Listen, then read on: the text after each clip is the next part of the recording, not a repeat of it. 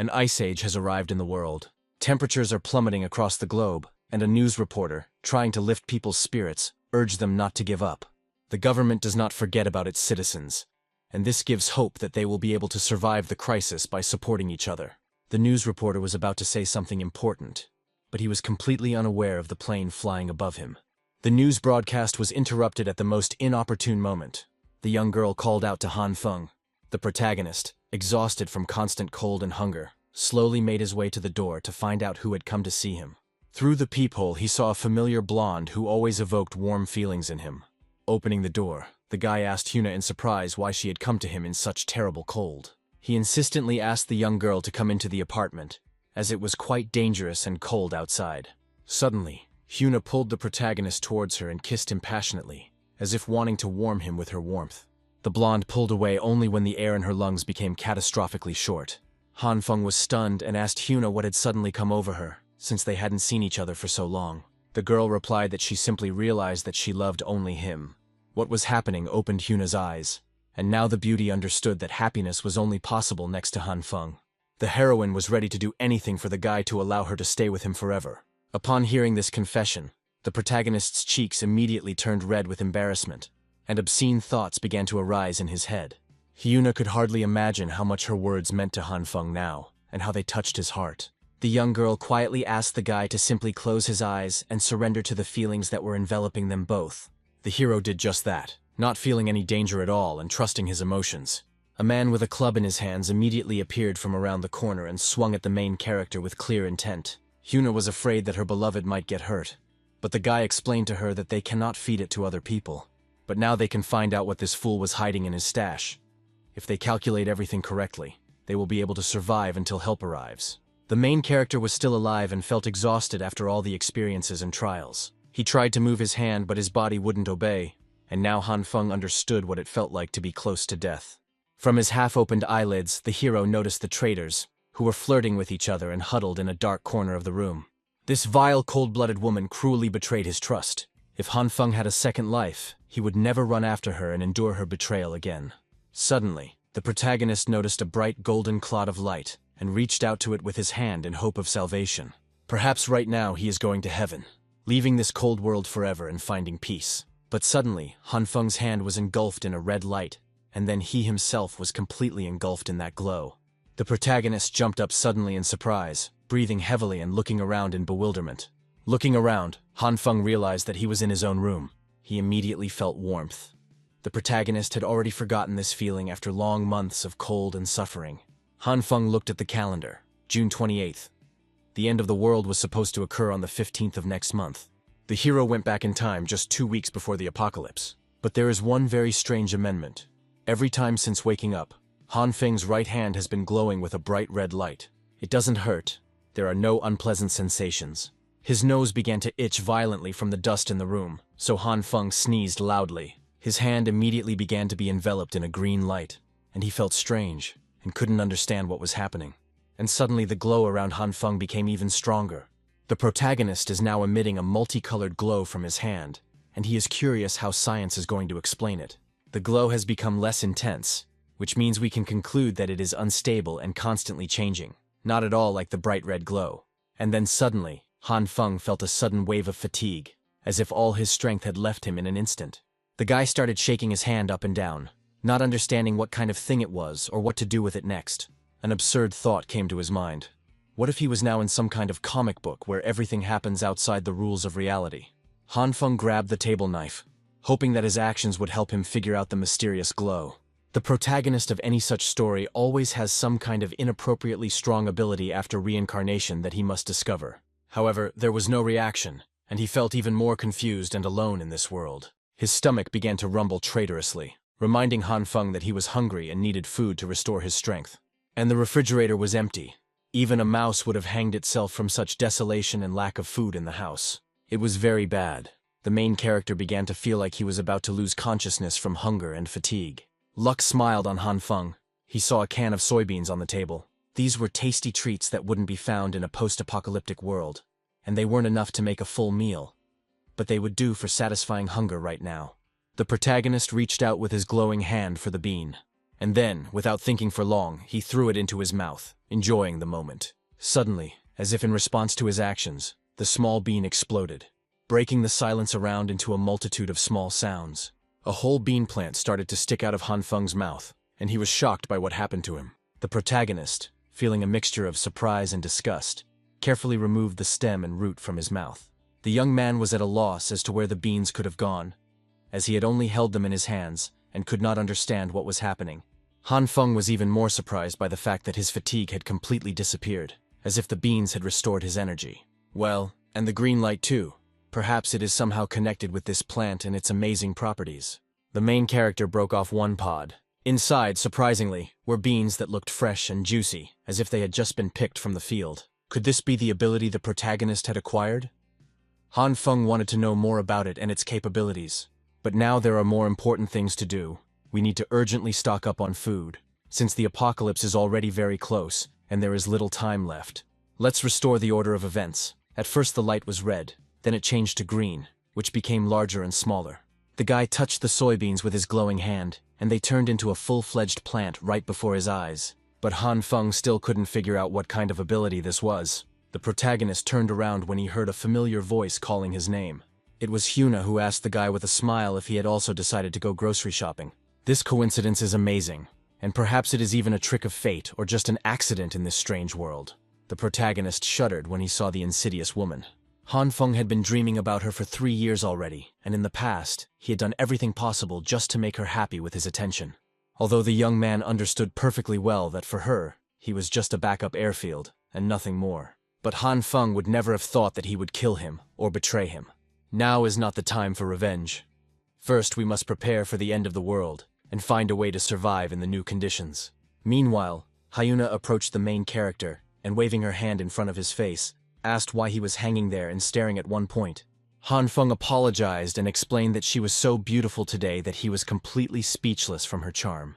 The beauty laughed sweetly and asked since when he became such a romantic. She was pleased to hear it from him, since they had met so fortunately in the city center. The girl suggested that they both go shopping and choose something interesting. Han Feng apologized, explaining that he couldn't, and simply walked past, lost in his thoughts. Hyuna clearly didn't expect to be rejected, because up until that moment, this guy had always agreed to spend time with her and give her attention. But the main character has had enough. He refuses to be her wallet on legs, always ready to fulfill her whims and desires. Han Feng went to the largest store in the entire eastern region of his city to stock up on supplies. When the Ice Age came, the entire store was emptied overnight. So now the young man is in dire need of buying as much as possible before the apocalypse, which is just around the corner. But to survive, you need a lot of things: food, winter clothing, medicine, all sorts of little things, fuel, and much more. However, Han Feng didn't have the money for all this. The question arises, how was he supposed to manage to buy all of this if his budget was limited to the limit, and did not allow for unnecessary spending? At that very moment, the main character received a message on his phone from the bank with important information about his finances. The loan agency notified Han Feng that his credit assessment had been completed, and a loan was now available to him. It dawned on the protagonist how he could have forgotten about this important circumstance in his life and missed such an opportunity. Han Feng immediately began downloading a bunch of different apps to get a loan and quickly process it. Getting into debt is the easiest thing to do, and the best thing is that you won't have to pay it back. The end of the world is coming any day now.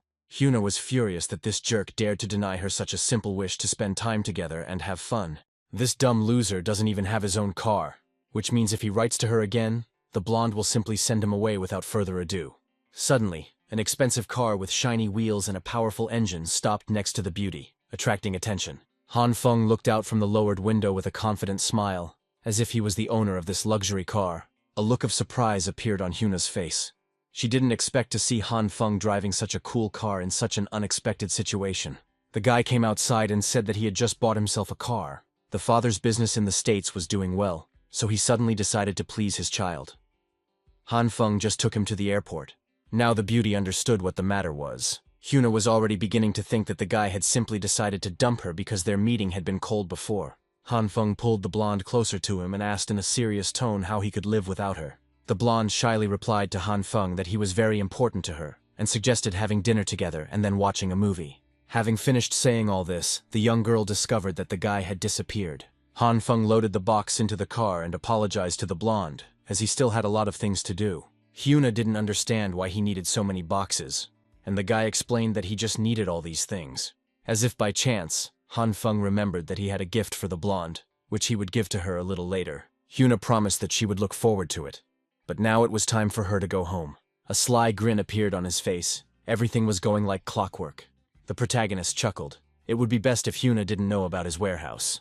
This warehouse is the key to his survival, and the rope that holds the young man over the abyss. When the end of the world comes, the impudent woman will get what she deserves. Or rather, both of them. Especially the guy who killed him. It was hard to believe, but the main character was already expecting the apocalypse. July 15th, the day it all began. A snowstorm and a drop in temperature to -20 degrees Celsius. Over the next month, temperatures will continue to drop to -70, and snow and ice will cover the entire world. This means there should be more food. Canned goods are the best bet. The boxes should be sealed so that the neighbors don't suspect anything. Han Fen decided to carry all the fragile supplies himself at night, when no one was looking. There will be no electricity, so the main character bought himself a generator, and of course, fuel. When the apocalypse begins, there will be no heating. Then Han Feng will transfer his home to separate heating, and at the same time strengthen the windows and doors. Allocate a separate room for resources. Han Feng finished all of this only on July 14th, one day before the first drop in temperature began. And now comes the most interesting part. It is necessary to study the strange abilities that the main character has begun to possess. To survive the coming ice age, reserves alone would clearly not be enough, and this was perfectly clear to everyone. The ability to control plants became Han Feng's only hope. The main character grew all these beans in the plate using his ability, but some suspicions were still present. This ability was somewhat fickle and capricious, and Han Feng never figured out how to precisely trigger and control it. The time had come to try them, and the protagonist really hoped that these beans would be edible and would not cause any reaction in his stomach. They were quite edible, and now Han Feng knew that he could create his own food even when resources were scarce. But the most difficult part remains. We need to figure out exactly how to do this. So far, Han Feng has only tried this with beans. So the young man became curious to see if it would work with other plants, so he decisively opened the refrigerator. He conducted experiments until the evening, immersing himself in the world of his discoveries and trying not to miss a single detail. As a result, Han Fen lost consciousness due to excessive stress and fatigue after long experiments. As soon as the protagonist came to his senses, he felt his head was splitting, and there was complete disorder and chaos all around. It seems that the ability hits the brain and body very hard. But still, the guy managed to find out something about his abilities. Before passing out, Han Feng tried using his ability on different plants. Some of them did not respond to his efforts, but some grew just like beans, surprising him with their size and speed of growth. Others simply exploded with a deafening crash, leaving behind only clouds of smoke. After the explosion, they turned into very light coals, and the main character had absolutely no idea what this strange thing was. These coals could be used to warm oneself well during the cold days of the Ice Age, which was an important discovery for survival. Now Han Feng will definitely not freeze in his shelter during severe frosts and cold nights. The protagonist tried again and again, never giving up in the face of difficulties and the unpredictable results of his experiments. He even tried to concentrate and focus on his breathing, hoping that he could do it this time. Finally, the broccoli attempt was a success. However, Han Feng immediately felt a strong weakness throughout his body and complete exhaustion, so he instantly lost consciousness. As a result, Han Feng was unable to find a clear pattern in his experiments, but he did gain at least a minimal understanding of how to activate this unique ability, which gave him confidence. The key was in his subconscious. Imagining himself in the wilderness, in the middle of nature, where the hero's soul merges with the wild world, he felt himself one with the environment. Han Feng could summon his ability as if it were a part of himself, hidden deep within his soul. The protagonist decided to experiment with meat, hoping that this would lead to new discoveries and an understanding of his powers. There was no reaction, so the guy put forward a theory that the skill only works on plants. But he did not lose hope, because how could one possibly live in a world without meat, which had always been an important part of his diet? No matter how hard the protagonist tried, nothing worked, and he felt increasingly frustrated in his attempts. Here Han Feng realized that during meditation he felt two different energies, and he had not yet tried the red one. So the hero decided to concentrate once again and try to call up the red light. Suddenly the meat began to glow red, and the next moment it turned into something ugly, causing the protagonist to feel disgust and anger at himself for his failure. This made the main character angry, and he threw the abomination onto the floor with all his might. The meat reacted to the red light, unlike the green. But to the touch it seemed to be simply cooked. Was the red light simply warming, and that was all it could do to this piece of meat, Han Feng wondered. However, the guy knew that everything was much more complicated than it seemed at first glance, and he still had many questions for himself regarding his powers. The meat in his hands seemed to be disintegrating into small particles, and for now the protagonist could not clearly explain why this was happening. It suddenly dawned on the young man that perhaps he should try combining his abilities. Green light represents the amazing evolution of matter, and red light is its rapid decay. The protagonist, realizing this, decided to check what would happen if he suddenly tried to combine them and grabbed the meat with both hands. At that very moment, the meat, as if by magic, became significantly larger. But Han Feng didn't understand where the beans had gone, so he assumed that they might have merged with the meat. It was amazing. The meat looks, feels, and even smells like the real thing. Therefore, the protagonist enthusiastically decided to try again, hoping to repeat the success of his experiment. However, no matter how hard Han Feng tried to repeat his experiment, he couldn't do anything else, which made him frustrated.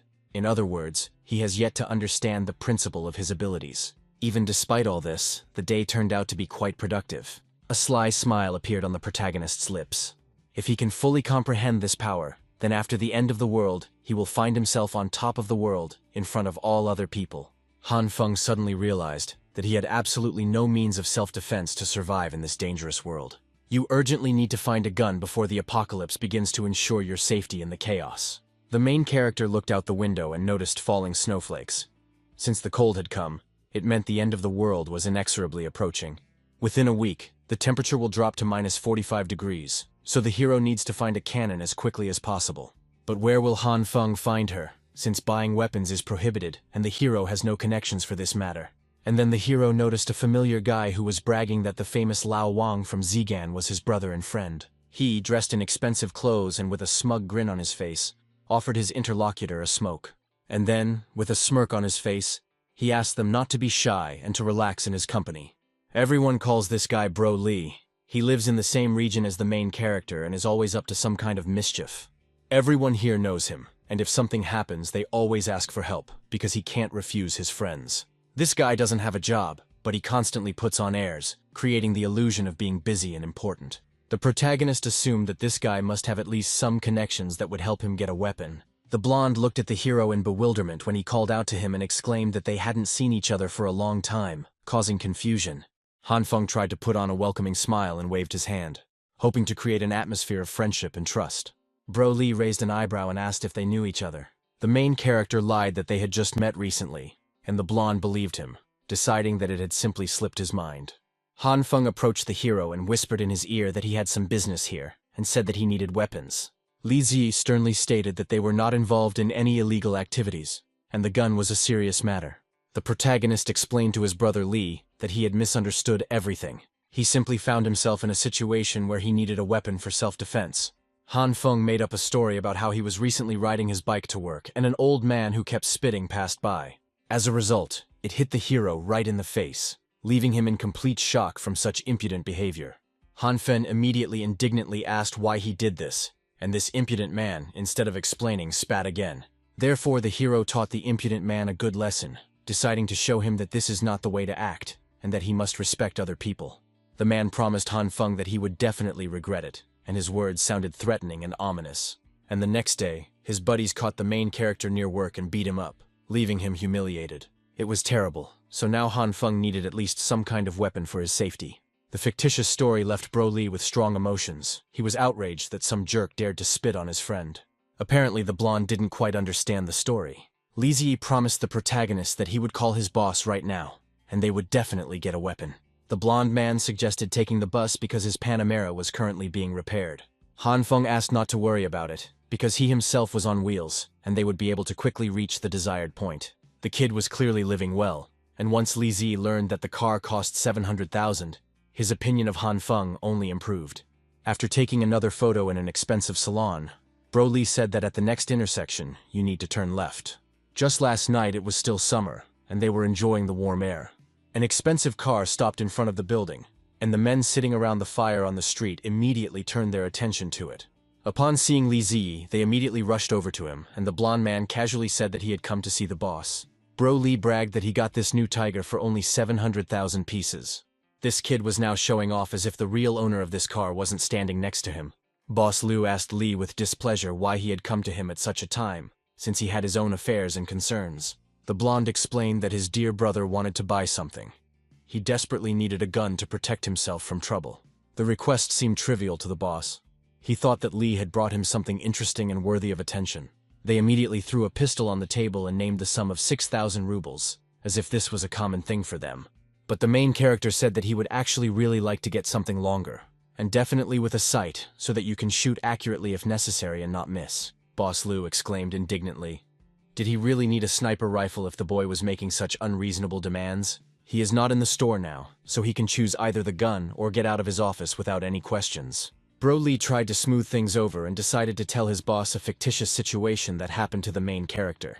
By doing this, he hoped to gain sympathy and understanding from Boss Lu. By the end of the story, the leader was furious, because how could he lie about 3 children, who, moreover, were not all Han Feng's? Lee was clearly a master at making up stories, but sometimes he went a bit overboard. The boss promised that they would definitely get a sniper rifle. They would just have to wait a couple of days. He ordered Zhang Zi to organize everything and try to find a semi-automatic device. And then he handed the main character a pistol as a gift, which was supposed to become a symbol of trust and support between them. Han Feng decided to advise stocking up on supplies, since according to information from his friend in the government, there would soon be a shortage of everything. The boss looked closely at the boy's serious face, realizing that he was not speaking for nothing. Realizing that he was not lying, he promised to do so, because trust between them was an important factor in their affairs. On the way home, Bro Lee admitted that if the boss hadn't agreed to help, he would have gotten the gun himself. But if Han Fen suddenly wants to thank him, he can buy 7 or 8 blocks of Huazi. Now the protagonist had supplies and weapons. All that was left was to pay attention to his abilities and understand their specifics. Without noticing the steps at all, the main character slipped and fell to the ground. He immediately felt a sharp pain in his leg, which he apparently managed to break due to carelessness. Han Feng handed the keys to Brother Lee and asked him to take him to the hospital to get the necessary medical attention. The blonde man replied guiltily that he didn't have a license, and without one it was forbidden to drive on the roads. However, Bro Lee asked him not to pee, since they would get there in no time on foot. The main character refused, and they called a taxi. Meanwhile, at the hospital, the young head nurse looked out the window and realized that the snowstorm was starting to intensify. The phone rang, and the girl was immediately called to the main hall to help with the emergency. As a result, the main character ended up with a really serious fracture of the tibia, right before the end of the world. The doctor asked the young man to wait outside while he prepared the necessary medicines. Bro Lee said he had one more important thing to do, and asked me to be sure to call him if I needed his help again. Due to the cold weather, the number of accidents increased, and the entire emergency room was overwhelmed with victims. The main character didn't understand when they would finally give him the medicine, and then his attention was drawn to one girl who was quickly moving along the corridor, helping everyone who needed help. Head nurse Jing assisted the wounded, gave advice to the injured, and gave instructions to the rest of the hospital staff. The main character was surprised, because this girl was so young, and she had already become a senior nurse. She was clearly talented, and she treated her patients very well, which inspired confidence in everyone around her. And this heroine was also quite beautiful. Her smile could melt even the coldest heart. All sorts of obscene thoughts began to creep into his head, but the main character understood perfectly well that he couldn't think like that. The man sitting next to him called out to the head nurse, and she immediately turned her attention to him. The girl approached him and apologized, as everyone was busy at the moment, but promised to serve the gentleman a little later when she was free. As if by chance, the old man slipped his phone with the camera on under the nurse's skirt, and said that his side had suddenly started to hurt. The beauty apologized and replied that, unfortunately, she would not be able to make a conclusion, since an X-ray was necessary.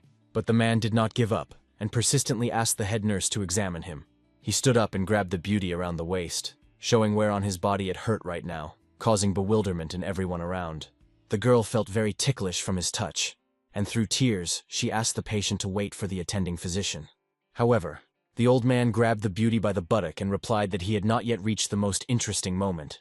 A sharp bang resounded in the air, and everything stopped suddenly, leaving everyone in shock from the incident. The old man fell to the floor with a look of surprise on his face, and the head nurse asked the patient in fear if he was okay. Han Feng apologized, and explained guiltily that it was his first time using crutches, and therefore he had not yet learned how to move properly. He reached out to the man's phone to make sure it wasn't broken.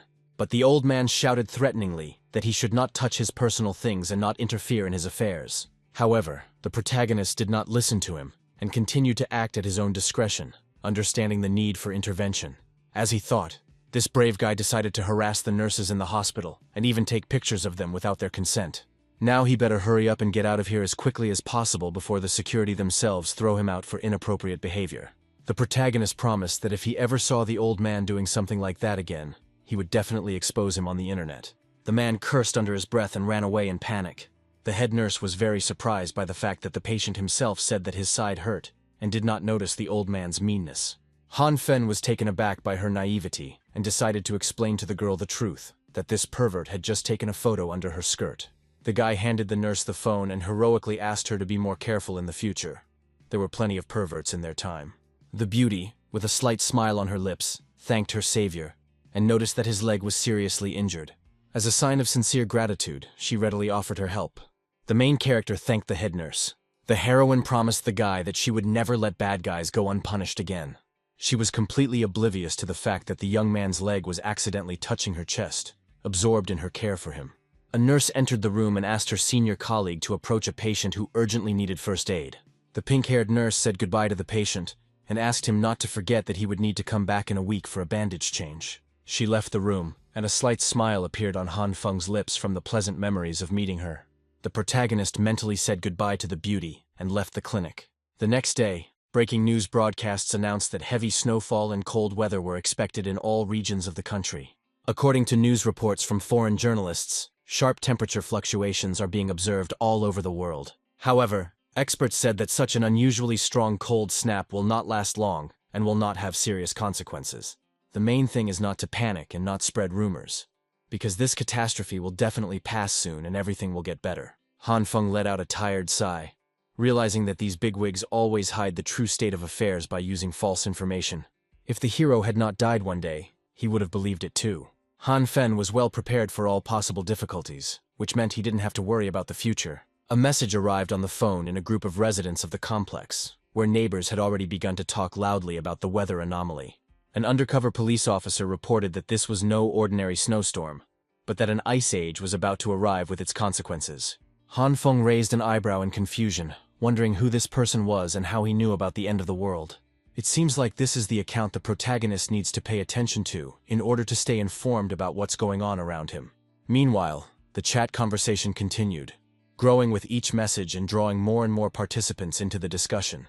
It became like the animal world, where everyone wanted to learn something new and believed that their question was the most important one right now. One of the residents wanted to know where the management company representatives were now and when they would help. They, in turn, tried to explain to the respected residents that there was very heavy snow right now, so they could not help. Then many began to demand that the management company immediately return the money for services that they were unable to provide. It all started with the management company's inability to clear the snow near the house, but now their arguments looked rather stupid. Another person joined the discussion and tried to calm the tension. He explained to all the participants in the conversation that even if the snow was cleared, literally in a few hours everything would be covered in snow again. Instead of arguing, it's better to go out together and try to remove all the snow. The remaining residents began to complain and express dissatisfaction with the snow removal situation near their building. Just now, Zhang Shuiyu was merely stating the facts. The hero added that in this situation, there is no point in taking out anger on the managers, since they will not get the desired result. Going to the store was out of the question, so Zhang Shuiyu suggested walking, but first helping the managers clear the snow. The protagonist suddenly realized that he was starting to remember this Zhang Shuiyu. I remember before his reincarnation, this guy was always active and not afraid to take responsibility for others. At this point, another resident of the building appeared online, clearly unhappy with the current snow removal situation. He angrily asked everyone who wanted to go shovel snow and the rest to just shut their mouths. It was time for them to get to work and not just chatter, as the snow continued to fall, making it difficult to move around the yard. The tenant of the house left the network as quickly as he entered. Then one of the chat participants was the first to volunteer to come down and help, as he still had dozens of new topics to discuss with his brother. This voice and manner of speech seemed familiar to Han Feng. Following this, the tenant began to agree. Almost everyone took the initiative, even the head nurse from the clinic, whom the main character had met before. Hyuna also decided to help, even though she had been sick for the last few days. But Brother Jiang set a good example for her. Han Feng even felt funny that she actually wanted to go outside in such weather with the snowstorm and cold. The guys immediately replied to Hyuna that they, as real men, could not let a fragile girl work in such conditions. The heroine thanked them for their concern and wished everyone a good time without her. Han Feng cursed in irritation, realizing that the situation was becoming more and more absurd with each new message in the chat. Then he received a message from Hyuna in his private chat, where the girl invited him to come to her, as she was already waiting for him impatiently. But before going to see her, the girl asked him to go to the supermarket and buy more food for their meeting.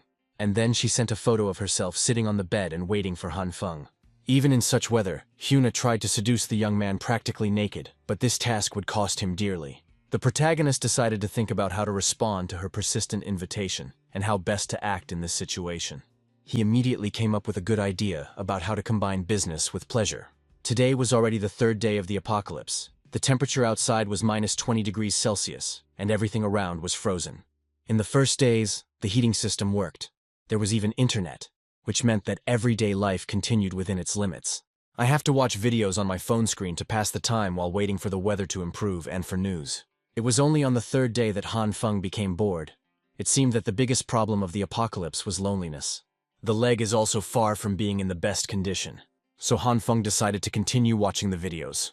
After doctors stitched up the wounds of a man who jumped from the 15th floor, they found that his bones had begun to heal. Han Feng chuckled to himself. How could he not have guessed that his abilities might be related to this? The protagonist's hand began to glow with a bright green light again, and then he placed it on his sore leg, hoping for a miracle. However, there was no reaction.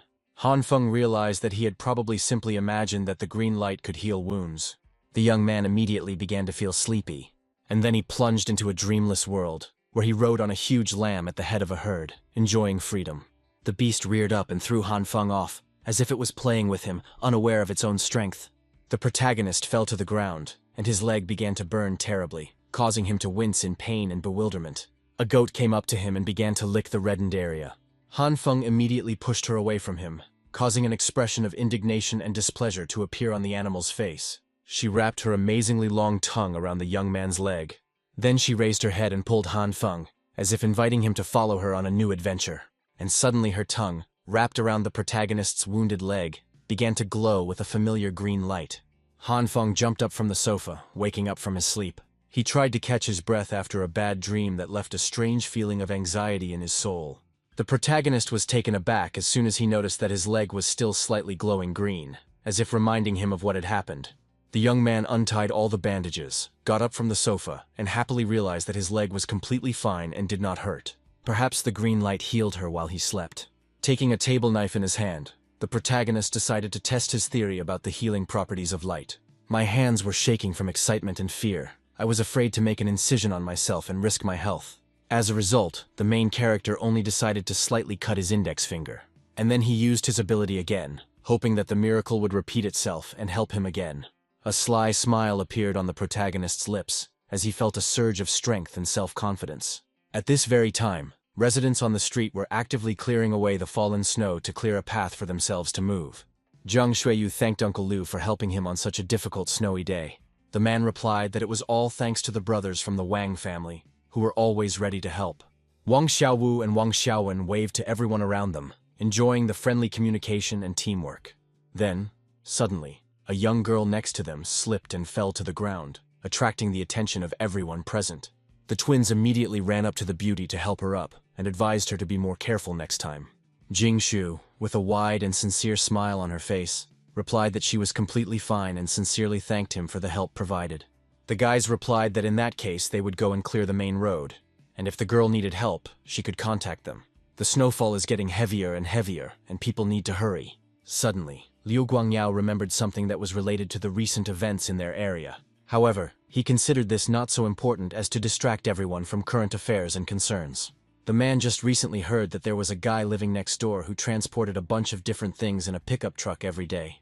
Zhang Xueyu guessed that the man had simply moved and was most likely settling into his new apartment. However, Luo Guangyao saw gas cylinders and a fireplace, and this did not look like a normal move like most other moves. More suited to preparing for the apocalypse, which everyone has been talking about so often in recent months. The Wang brothers approached their uncle and told him the good news that the road was finally cleared. Liu Guangyao praised the guys for their excellent work and the effort they put into this matter.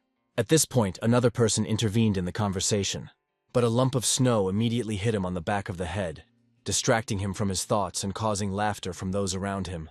Luo Yan asked Wu Kuanyu to stop slacking off and finally start working properly like everyone else. The hero immediately began to get indignant, since in his opinion, he did almost all the work, unlike the girl, who only chatted. Zhang Xueyu asked the boys not to quarrel, since the main road had already been cleared, and now there was no need to worry about moving. He allowed the boys to take a break and get ready for going to the supermarket. Hearing this, Jing Sui was happy and smiled. The brothers knew that their family needed to buy a lot of things in case of bad weather. Liu Guangyao decided to ask Zhang Xueyu what he thought about the connection with the natural disaster happening around them. The hero in glasses admitted honestly that, to be honest, this doesn't particularly bother him or worry him at the moment. This is just an ordinary snowstorm, which will definitely end soon, and everything will be the same as it was before. Even if the disaster doesn't end, isn't it good that someone has plenty of supplies in the house in case of need? Liu Guangyao agreed with the boy's words. Although he was still too young, his head was already thinking clearly. Zhang Xueyu asked all the residents to line up and not push each other. The snowstorm was getting worse, and they needed to try to get everything done in 3 hours. The protagonist woke up as soon as he heard a knock on his door, and a voice telling him to open the door immediately without delay. Han Feng did so without further ado, and then apologized to Brother Li for oversleeping. As the protagonist had ordered earlier, Li Zi managed to get a semi-automatic rifle for protection in case of any trouble. Brother Liu thanked Han Feng from the bottom of his heart for advising him to prepare food and necessary supplies in advance. The blonde sighed heavily, and the protagonist noticed how his friend was clearly worried about the current weather situation. Li Zi said the store in the Eastern District was completely empty after they cleared the road and quickly went there. As in the past, events repeated themselves. Bro Li said that it was time for him to go and asked his bro to dress warmly so as not to freeze in such harsh weather. The protagonist returned to his apartment, where silence and a feeling of comfort awaited him, despite the storm outside the window. He still couldn't understand how people had managed to take out an entire supermarket overnight. In the comics and novels he had read before, only people with superpowers could do this, sucking everything into space. Do they really exist? And could there be ordinary people with extraordinary talents among them? The main character clenched his hand into a fist, which made him wary. You need to study your abilities more carefully, so that when you meet other people, you can take adequate countermeasures. It is currently known that Han Feng's ability can react with various products. But the chances of success are slim, with soybeans only 1 in 10, and with meat the chances are even smaller for unknown reasons. And the main character did not understand at all why this was happening. The bean in his hand suddenly exploded, frightening the young man and causing him to think about the consequences of his experiments. He had something in his hands that he didn't understand.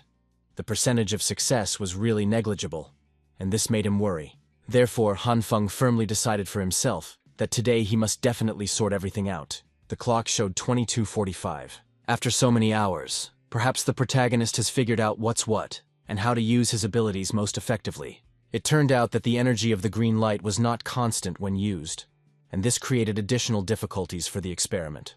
All products have different energy values, which significantly complicated the process of interacting with them. When everything goes wrong, the protagonist fails. The scale in the previous frame seemed quite familiar to the main character. And then Han Feng remembered. This was the same online music game that was popular 10 years ago among teenagers. If we assume that a certain amount of energy is comparable to the direction of movement in the game, that might help him figure it out. Then the values of energy input per second must be correct in order to achieve the peak efficiency of your actions. Having realized this, Han Feng began to achieve what had previously seemed impossible and unattainable for him. Now it's time to experiment with meat. It's different with him. If something goes wrong, it turns into some kind of nasty black liquid with a terrible smell. The principle with green light should be similar. You need to find the right balance and approach for each product. First, you need to determine the amount of energy required to successfully interact with meat or other products. But it seemed to take much longer than with plant foods, which puzzled him. Han Feng tried again and again, stubbornly striving for success. However, the main character was unable to achieve the desired result, which is why he had to start from the very beginning each time. As a result, the guy became terribly angry, and his irritation accumulated like a snowball. But Han Feng did not give up and continued his attempts. This man's tenacity was enviable. And now, once again, the crucial moment has arrived, which will decide everything, whether the main character will be able to carry out his plan or not. With the right timing and concentration, Han Feng used the ability, and the meat increased in size several times. A satisfied smile appeared on the young man's lips. And then the main character collapsed exhausted on the floor, feeling all his strength leaving him after the intense work. He finally managed to find a way to synthesize meat after so much time and countless attempts. The world was already in the 4th day of the catastrophe. The entire country was experiencing this event with horror. To make life easier for ordinary people during such a difficult period, all regions are actively fighting natural disasters. Due to heavy snowfall, transport has been halted, and local authorities are actively delivering all necessary resources. Just like in a previous life, everything begins to fail little by little, and people feel increasingly helpless in the face of crisis. A group message arrived on Han Feng's phone. The conversation began to get a bit hectic again, so the protagonist decided to quickly find out the reason for all the commotion. Surely everyone has already watched the news, and is now starting to argue about how to survive in conditions of growing uncertainty. Uncle Lou walked out to the crowd and asked them point-blank whether they really believed what the news was saying about the current situation. If the situation were under control, as the government claims, rescuers would have arrived here long ago with help for all those in need. The neighbor heard from friends that they had noticed a lot of armored vehicles, tanks, and other heavy weapons on the streets. Therefore, there is a suspicion that a war may begin. The apartment residents began to worry, because if this was all true, then they were simply doomed to dire consequences. The protagonist remembered that before his reincarnation, he had already heard something similar about an impending war that could change everything around him. At 1 o'clock, Jiang Xueyu came in and said that if Uncle Liu's words were true, then they needed to take immediate measures to save themselves. Some people have already run out of food, and it is unknown when rescuers will arrive, which means we need to help those who are experiencing serious difficulties. Therefore, the hero suggested that residents with sufficient food donate some to those in need in order to survive in these conditions. Jiang Xueyu was willing to give half of his provisions, so he allowed people to come to him whenever necessary. Wu Kuanyu agreed with Brother Jiang's words and suggested that Hyuna should be the first to sacrifice something else to support the initiative. The girl began to get indignant. She believed that the guy was still angry that she had refused to go on a date with him earlier. Chat participants began actively discussing the proposed idea, expressing various opinions and suggestions for assistance. As a result, everyone who could help volunteered to do so, showing their willingness to support others in difficult times. Since so many people had volunteered, Jiang Xueyu proposed that they appoint responsible representatives from among the residents to coordinate the action. Something like a temporary emergency committee that will be responsible for coordinating and supporting all those in need of help. The protagonist chuckled. Everything was exactly the same as before the Rebirth, when people united in difficult times. This is nothing more than a way to deceive those who donate food, hoping for a better future for everyone. On the 5th day, the temperature dropped to -40 degrees, and the heating system was completely turned off due to the extreme cold. Everyone is now looking for a way to warm up and maintain body temperature so as not to freeze in such terrible conditions. Just like in my past life, the situation only gets worse every day, and hope fades along with the warmth. But for Han Feng, everything was completely different. His life was full of comfort and tranquility, unlike others. The young man spent his time carefree, ate delicious food, played video games all day long, and simply relaxed without worries. Then he received a call on his phone from an unknown number, which disturbed his peace at that moment. It turned out to be a representative of the 8th house, who announced that they would be clearing the road in 20 minutes, and asked us to come to them. The man didn't know that the main character didn't care about this cleaning and wasn't going to waste his time on it. However, Han Feng decided not to quarrel with his neighbors, as he wanted to minimize the possibility of his apartment's secrets being revealed. Snow covered almost the entire first floor, creating inconvenience for all residents and making it difficult to move around the building. The residents were outraged. They had only cleared the road yesterday, and now they could barely even open the door because of the snow. One of the men called out to the black-haired boy and asked him to come closer to them, but Han Feng rolled his eyes in irritation. 1, 2, 3, 3 men threw themselves at the door with force, trying to open it in the heavy snowfall. Finally, it gave in and opened with a loud creak, releasing cold air into the entrance. There was too much snow. A stream of cold air immediately rushed into the entrance. It was even difficult to open my eyes from the sharp wind. Going outside in such weather will sooner or later result in frostbite, and perhaps even death for the unwary. Only a fool would go out in such terrible weather to clear anything outside, because it's easy to get frostbite now.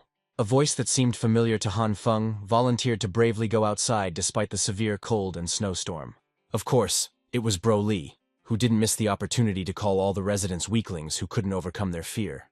They, in turn, answered the blonde that these were not just jokes for him. since in this case it would be best to do without bragging. However, Brother Lee did not listen to them, but enthusiastically rushed to clear away the snowdrifts, full of dangers and difficulties. As a result, he found himself inside a snowdrift, and after a few minutes he began desperately calling for help, realizing his mistake. The residents of the house immediately helped the poor fellow escape from the snow captivity, showing solidarity and support for each other. The main character immediately jumped up to his brother Lee and asked how he was feeling in such a difficult situation. Han Feng asked the guys to find the main guy in the parking lot and mark him. It would be better to wait until the snow stopped completely. They won't be able to remove this snow by hand because there is too much of it, and it continues to fall from the sky. Zhang Xueyu echoed the same sentiment and added that the underground parking lot would be designated as a donation and assistance area. Now the protagonist has learned what this man who could hide his true intentions really looks like. This means that this is the person who heads the deception committee that uses people for its own interests. The seemingly friendly young man once again thanked all the residents for their concern and willingness to help. He really didn't expect so many residents to be willing to donate their supplies. Now they can hold out a little longer. People were confident that only by uniting could they survive this ongoing crisis, which had dragged on for a long time. No one knew that the disaster would not end, which meant that people would soon regret this decision and their actions. Bro Lee told the protagonist that he would go upstairs to get some rest from all the hustle and bustle and cold. Zhang Xueyu's attention was drawn to a girl walking with boxes, looking very focused on her task. It was the same senior nurse from the clinic who was right now carrying boxes of medicines for those in need. Suddenly, a person touched her, and everything that the young girl was holding began to fall to the ground in a chaotic manner. The protagonist managed to stop his fall in time and worriedly asked the nurse if she was okay after such an incident. Jingzhu thanked the guy and immediately recognized him, remembering how they had met earlier at the clinic. But she was extremely surprised by the fact that the main character's leg managed to heal so quickly after the fracture that she saw. Han Feng came up with a stupid excuse that his body had been good at regenerating and quickly recovering from injuries since childhood. The girl naively believed this nonsense and joyfully exclaimed that this was very cool and amazing for a person of his age. The protagonist offered to help with the boxes as a thank you for the bandage and medical assistance provided.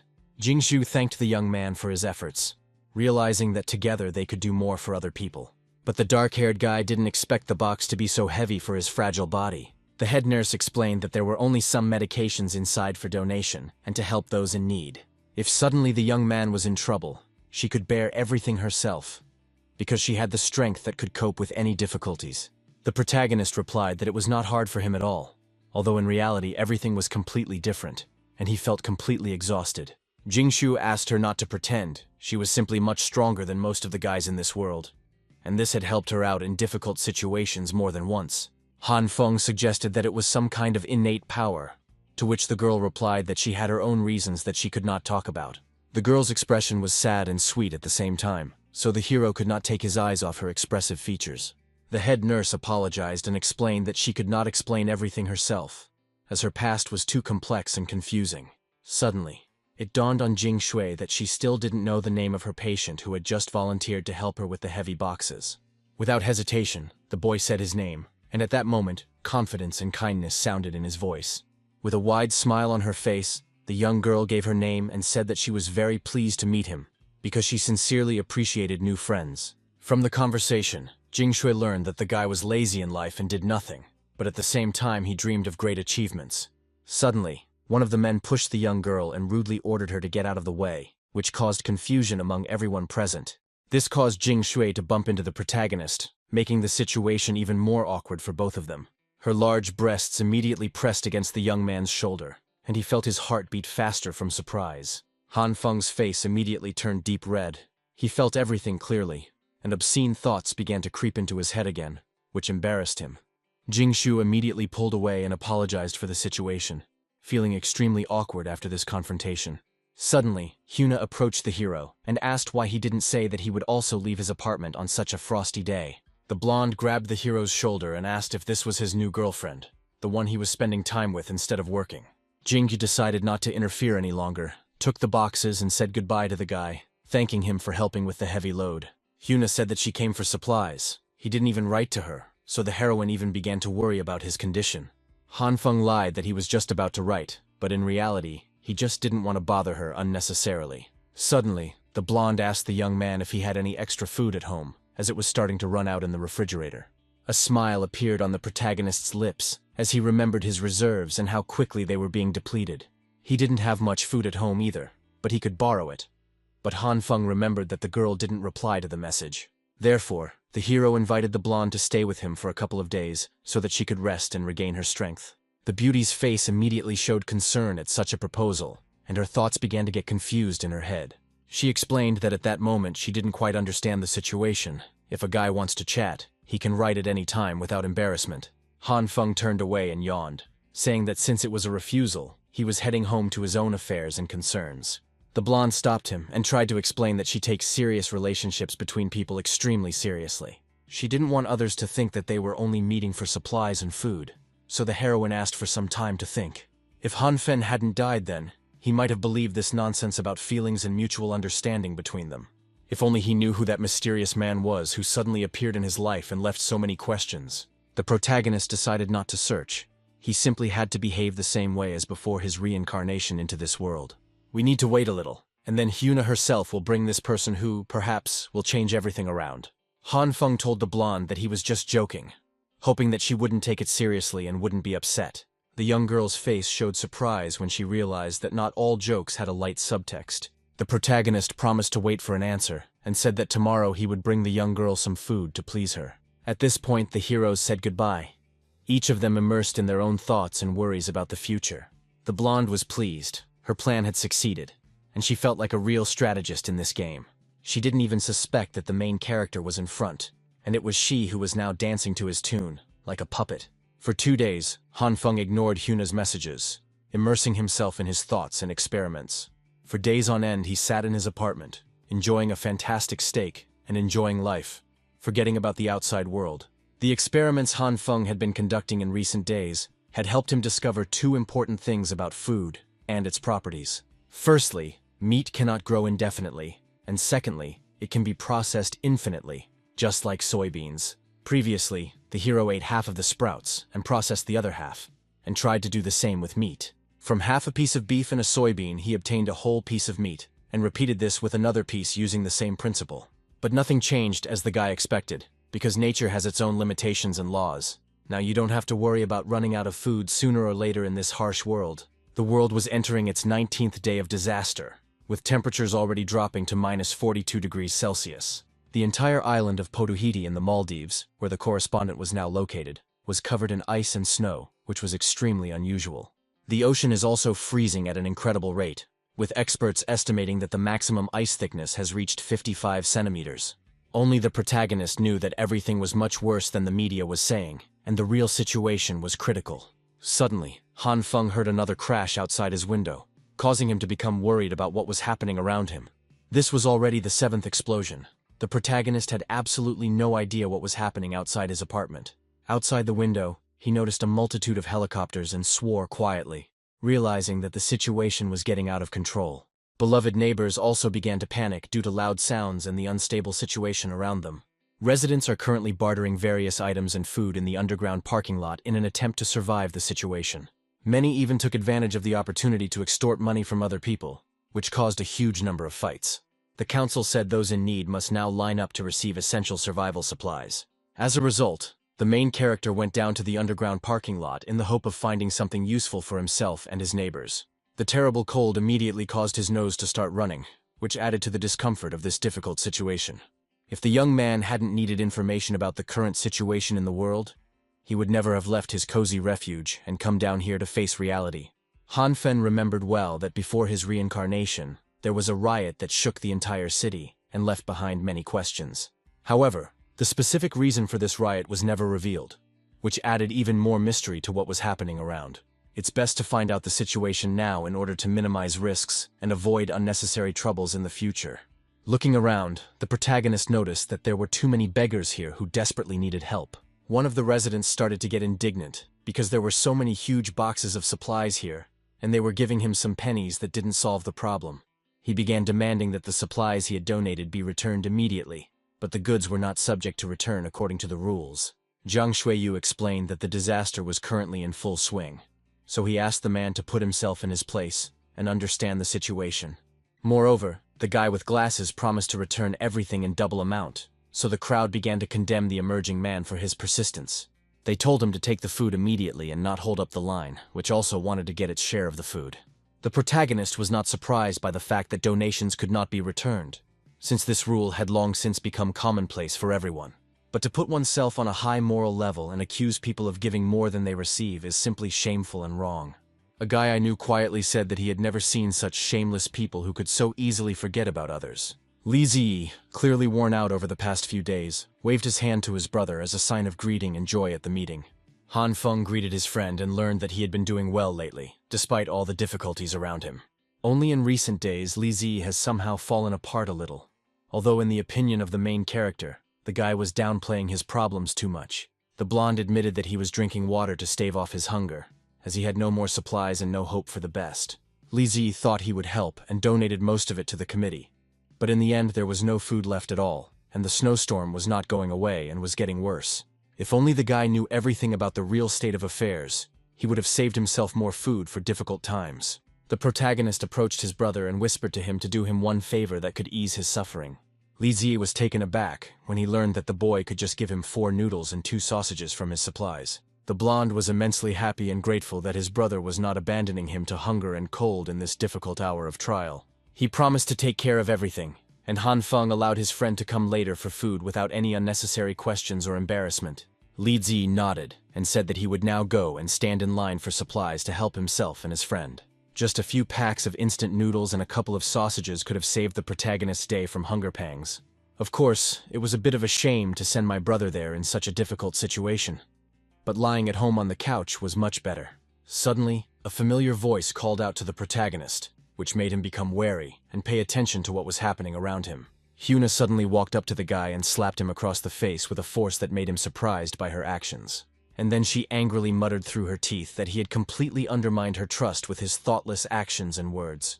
For a moment, the protagonist was even taken aback that this impudent woman dared to hit him in the face without warning or reason. He hadn't yet settled accounts for the past, and she slapped him again, as if it was a habit for her in their relationship. Apparently, this girl thought she could boss him around so easily, but that was not the case at all, and he was not going to tolerate it. Meanwhile, Hyuna continued to be indignant and did not understand why the guy continued to remain silent and pretended to be deaf, as if this would change anything. The protagonist coldly apologized to her, although in fact his apology was insincere and did not reflect his true feelings. The guy lied that in fact those supplies were stolen. He left them at the door and returned for the keys, and when he left they had already disappeared without a trace. The blonde asked fearfully if the guy had any more food, her voice trembling with excitement and fear for her future in this world. Han Feng replied that there was very little of it. If he left 1 meal a day, it would only last for a couple of days, and this was extremely sad. The beauty was delighted to hear this, because plans were already beginning to form in her head about how they could survive together. If the hero eats once every 2 days, then there will be enough for Hyuna too, so they can survive the disaster together and maintain hope. This impudent woman clearly had neither shame nor conscience. She uttered all these words with such ease, as if the lives of others were indifferent to her. Of course, in her eyes, Han Feng seemed like just a tool that could be used if necessary to achieve her goals. The hero agreed, as he had already promised the girl half of his supplies, even if it would be unprofitable for him. He promised to write in the evening after cleaning, and Hyuna replied that she would definitely wait for his message with impatience and hope. The blonde said goodbye, and the protagonist didn't want to keep her, realizing that she needed to hurry on with her business. Throughout the evening, Hyuna kept texting Han Feng, asking if she could come over to see him now and get his support. The heroine did not understand what he was doing that he did not answer either messages or calls, and this made her worried. The elevator in the building also stopped working, adding extra difficulties and making her nervous when climbing to the upper floors. Han Feng's apartment was located high up, so to reach it, Hyuna had to climb the stairs with great difficulty. If it weren't for the supplies, the beauty would never have gone to that stupid Han Feng on such a cold and inhospitable evening. She was suddenly overcome by extreme fatigue. The young girl had not eaten anything for the last few days and felt exhausted, but she almost reached her goal, although every step was taken with great difficulty and effort. Suddenly the light on the stairwell went out, plunging it into complete darkness and creating an atmosphere of anxiety around. The young girl shuddered. It frightened her and made her heart beat faster from fear of the unknown. Footsteps were heard from above. Hyuna raised her head, but due to the darkness she couldn't tell if there was someone there or if it was just her imagination. That's why she was late in noticing the approaching bag of flour, thrown straight at her from the top of the stairs without warning. The light on the stairwell came on again, illuminating the space around her and showing her the whole picture of what was happening. Hanfen apologized to Hyuna, explained that he overslept, and when he came to his senses, he immediately ran to her. But because of the darkness, he accidentally dropped the bag of flour. The blonde screamed, asking if he couldn't do anything properly, and why was it so hard for him to be attentive to others. It's not hard to guess that the main character had everything planned out from the very beginning, and now he just didn't show off his intentions. Hanfeng handed over the bag of groceries, hoping to at least make amends to the girl for all the misunderstandings. Looking at the contents of the bag, Hyuna noticed that all the food was spoiled and covered in mold, looking more like real garbage. The main character guiltily admitted that he had kept them for a very long time, and that this was all he had at the moment, and he didn't know what to do. But since the girl didn't need it, the guy asked to return everything, because he was hoping for something better in their relationship. The blonde hugged the bag to herself and said in a trembling voice that she needed it, even if the food looked terrible and inedible. The question arose, could this really be the same goddess whom the protagonist once courted with all his might, dreaming of her attention? Hyuna said that the mold was only on the surface, and the food inside should still be edible, as strange as it sounds. The young girl also took the flour, realizing that even it could be useful in difficult times for cooking. Hyuna was overjoyed to see that there was still half left, and this gave her hope for survival in this difficult world. The package contained such waste that the young girl would definitely have diarrhea for several days, and this scared her greatly. In the current weather, there is no way to take a shower, so Hyuna will be forced to walk around in flour and endure all the inconveniences. Humming a simple song to himself, the protagonist headed to his apartment, trying to distract himself from bad thoughts. However, he immediately noticed that someone was following him, so his face immediately became serious and wary. The young man turned the corner to test his theory about who might be stalking him that evening. Someone's shadow immediately appeared behind him, and he felt his heart beat faster from fear and tension. And then the man himself appeared, whose intentions remained a mystery to the protagonist at that moment. The protagonist abruptly pinned his pursuer to the floor, swung his arm, and asked if he was really tired of living in this world. But he didn't expect to see a girl with frightened eyes and a confused expression right in front of him. Despite this, the main character still asked if she really thought of following him. The stranger's expression remained unchanged, and her face showed absolutely no emotion. Hanfeng wondered if she would continue to remain silent. That's why the main character decided to threaten that if the girl didn't talk, he would undress her right there. There was no reaction other than the girl's cheeks turning red. The protagonist realized that using threats was useless, so he stood up and decided to let this strange girl go this time. He told her to go home and not to walk around in such a place. Hanfeng didn't expect the stranger to quickly stand up and touch him, making him stop. The main character asked her not to look at him like that. If the girl was not going to say anything, he would just leave. The stranger, without answering, pulled the young man along with her. When they entered her apartment, the protagonist's jaw dropped. He couldn't believe that this fragile-looking and very strange girl could have prepared such a shelter on her own. Did she really know that a disaster would happen? The stranger answered in monosyllables: calculation, result, ice age. The young woman explained that she had written in the conversation, and the protagonist remembered a participant named Marginal. Hanfeng asked in confusion if she had brought him to her home just to show him off. Without answering, the girl pointed her finger at the screen. The main character didn't understand anything at all, but he looked away. On one of the screens, on June 30th, after 11 o'clock at night, he was riding in an elevator with several boxes. On July 6th, several workers brought cylinders into his apartment. And already on the 16th of July, Brother Lee came to the main character, and all of this was captured on camera. Accordingly, we can conclude that the girl was following him. The protagonist was taken aback when the stranger nodded and took off her outerwear, leaving her in just a dress. Hanfen blushed and exclaimed why she was undressing, to which the girl replied that she was just hot.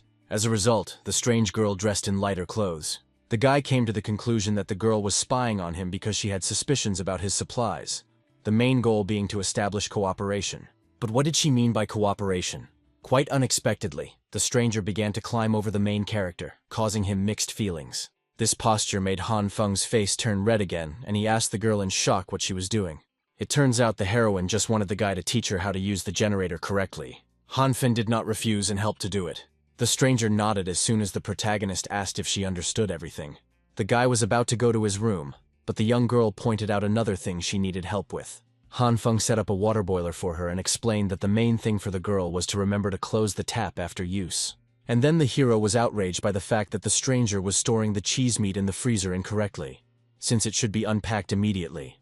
The heroine also needs to follow safety precautions when turning on the gas. When there is enough gas, the fire becomes strong, and the food begins to fry. You need to check if it is ready. As a result, the main character prepared a delicious dinner. He asked the silent girl to eat before everything got cold.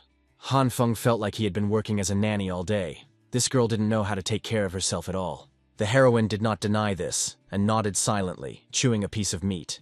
Realizing he had gone too far, Han Feng awkwardly said that he was just joking. Having swallowed another piece of meat, the young man caught himself thinking that he was tired of all this. He decided to immediately warn the strange girl that he would eat and then go home. However, the stranger fell asleep right during the meal. As a result, the main character carried her to the sofa and covered her with a warm blanket so that the girl would not accidentally freeze. As he left the girl's apartment, the hero inadvertently thought that today he felt like he had raised a small child. Outside the windows, the snowstorm raged incessantly. The main character opened the door, hearing drumming at such an early hour. It was a strange girl again, who this time came to the young man with gifts. Han Feng thanked her and asked if she wanted anything else. The young girl pointed to her generator and asked him to show her again how to use it properly. After spending a couple of days talking to the girl who lives above him, the main character realized that she was a complete idiot. This strange heroine had absolutely no common sense, but she seems to really want to learn everything she needs to know, since she drags the guy to her home every day asking for help. Every cooking the girl did ended up in disaster. At such a time, many people would be happy to have such food, although on ordinary days even dogs would not eat it. The protagonist realized that he still didn't know the girl's name.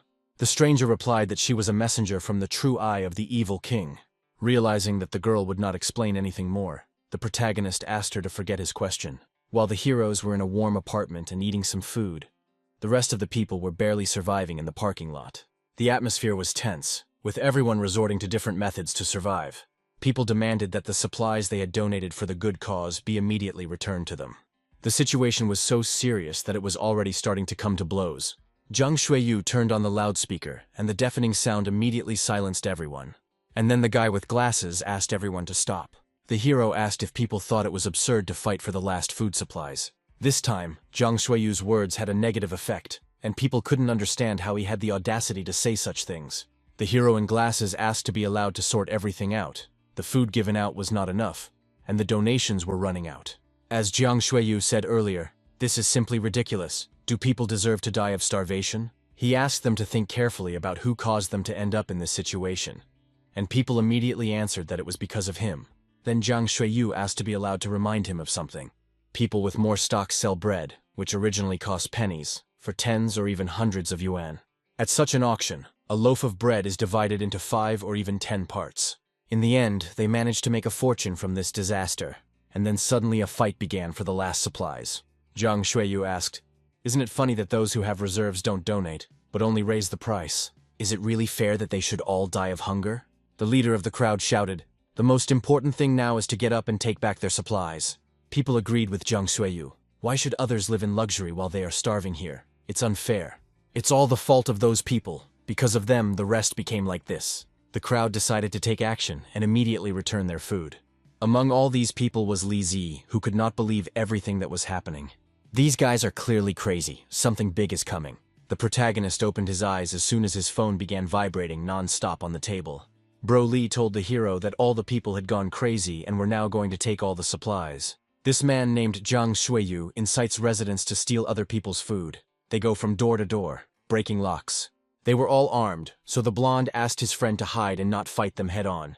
Han Feng didn't expect things to turn out like this, so he certainly bought guns just in case. But if these crazy neighbors got to his supplies, the protagonist was afraid that he might be torn to pieces. That was why Han Feng decided that he needed to prepare. From the warehouse, he took out 2 fire extinguishers, wire and tools. After a few intricate manipulations, he constructed something strange and hung it on the door. Suddenly the lights went out throughout the house. People began to get even more indignant, but as soon as they noticed that there was no light in other houses either, they realized their hopelessness. Due to the snowstorm and the active consumption of electricity for heating, sooner or later everything was bound to come to a standstill. Moreover, snow and low temperatures outside make it difficult to repair equipment. In other words, this power outage could be permanent. When residents realize they can't call anyone anymore, they will panic, and this in turn will lead to more serious unrest. The protagonist knew for sure it will be a real hell. Half an hour ago, Hyuna was eating instant noodles with great appetite. The guy said that he wrote in the chat that he would buy all the consumables at 50 times the market price, and the fools fell for it. The blonde spent more than 500,000 yuan on supplies and put his goods on display, which the poor began to buy. Hyuna did the right thing by joining him. The blonde smiled and leaned into his hand, which touched her cheek. As long as the man has supplies, this girl will be completely at his disposal and will obey any orders. Suddenly there was some noise outside the door. The blonde came closer to understand what was happening, and heard the indignant voices of the crowd. Suddenly they started banging on the door. The man froze as soon as the door swung open with a bang. At the threshold of the table there is an angry crowd with weapons in their hands. The protagonist continued to work on his device and did not understand why there was still no voltage, and then suddenly the device exploded next to his face. It was difficult, so Han Feng hoped that electricity and internet would be restored soon. Hearing a noise outside his door, the protagonist approached and looked through the peephole to see who had come. A girl I know asked a guy for help. This strange stranger always came at the very moment when the main character was busy. Suddenly, an image of someone hitting him on the head popped into his head. Han Feng reported that news had reached him that some residents had started to break down the doors to get supplies. So he asked the girl to go home, as he was not going to open the door. However, the little girl didn't go anywhere, but only sank to the floor and leaned against the main character's door. Voices were heard nearby. A group of people were hurrying, not wanting others to get ahead of them. They decided that they would go through every door to make sure they didn't miss anything. The men came to the conclusion that no one had yet reached the 18th floor of the high-rise building. They divided among themselves who would break into which apartment. Then the bandits approached the main character's door to open it with a crowbar. Han Feng held the little girl close to him and covered her mouth so that she would not make any sound, and the people behind her would not hear it. The knocking on the door became insistent. The main character asked the girl not to worry, since the door was reinforced. But in fact, he was also scared. The door handle began to twitch persistently. The men decided to deal with the neighboring apartment first. Now the protagonist was incredibly glad that at the right moment he had taken care to reinforce not only the door, but also the handle. Having come to his senses, Han Feng removed his hands and apologized to the girl for his actions. The little girl thanked the hero without emotion. Leaning his ear against the door, Han Feng concluded that those bandits had left, and there was no need to worry for now. Now, if he manages to fix this thing and someone dares to knock down his door next time, they will die from the electric shock. In other words, Han Feng was currently busy creating a defense mechanism that would deliver electric shocks. The guy realized that there was no point in explaining anything to the girl, since she wouldn't understand anything, and besides, the thing didn't want to work. The heroine reported that such an anti-theft device uses the difference between current and voltage. It's all very simple. First, you need to turn off the power, and then wrap the exposed wire around the door handle to insulate it. Then connect the ground wire of the junction box to the handle, and turn the power back on. The main character was taken aback when he actually succeeded. Han Feng asked how she knew all this, to which the little girl replied that the evil king's true eye was able to see the truth about everything. The young man asked to forget his question, and asked the girl to speak faster if she suddenly needed anything else. However, the heroine did not answer. Instead, she unloaded her things, which she had been hiding under her outerwear until then, and announced that she would live there. The main character was taken aback by this. If the stranger was joking now, it wasn't funny, so Han Feng ordered her to go back to his place immediately. Suddenly, the guy tripped over the wires and flew to the floor. The whole body was immediately gripped by pain. However, the pain immediately stopped, and amazement appeared on the protagonist's face. Han Feng was speechless when he saw what had happened to his coffee table, which was fine just a second ago. He somehow changed shape, and only now the guy noticed that his hands were glowing purple. The toolbox has also changed. It turns out that violet light can soften objects. The main character shuddered as soon as he realized that a strange little girl was directly observing this whole picture. Han Feng completely forgot that she was here too. In turn, the girl watched the protagonist's hands with curiosity. And then the little girl, her eyes shining with delight, asked if he too was a messenger chosen by the true eye of the evil king. Han Feng decided to play along and confirmed the little girl's words. It seemed that deceiving her was much easier than it seemed. Suddenly, the stranger extended her hand. She explained that as messengers they must support each other and share blood.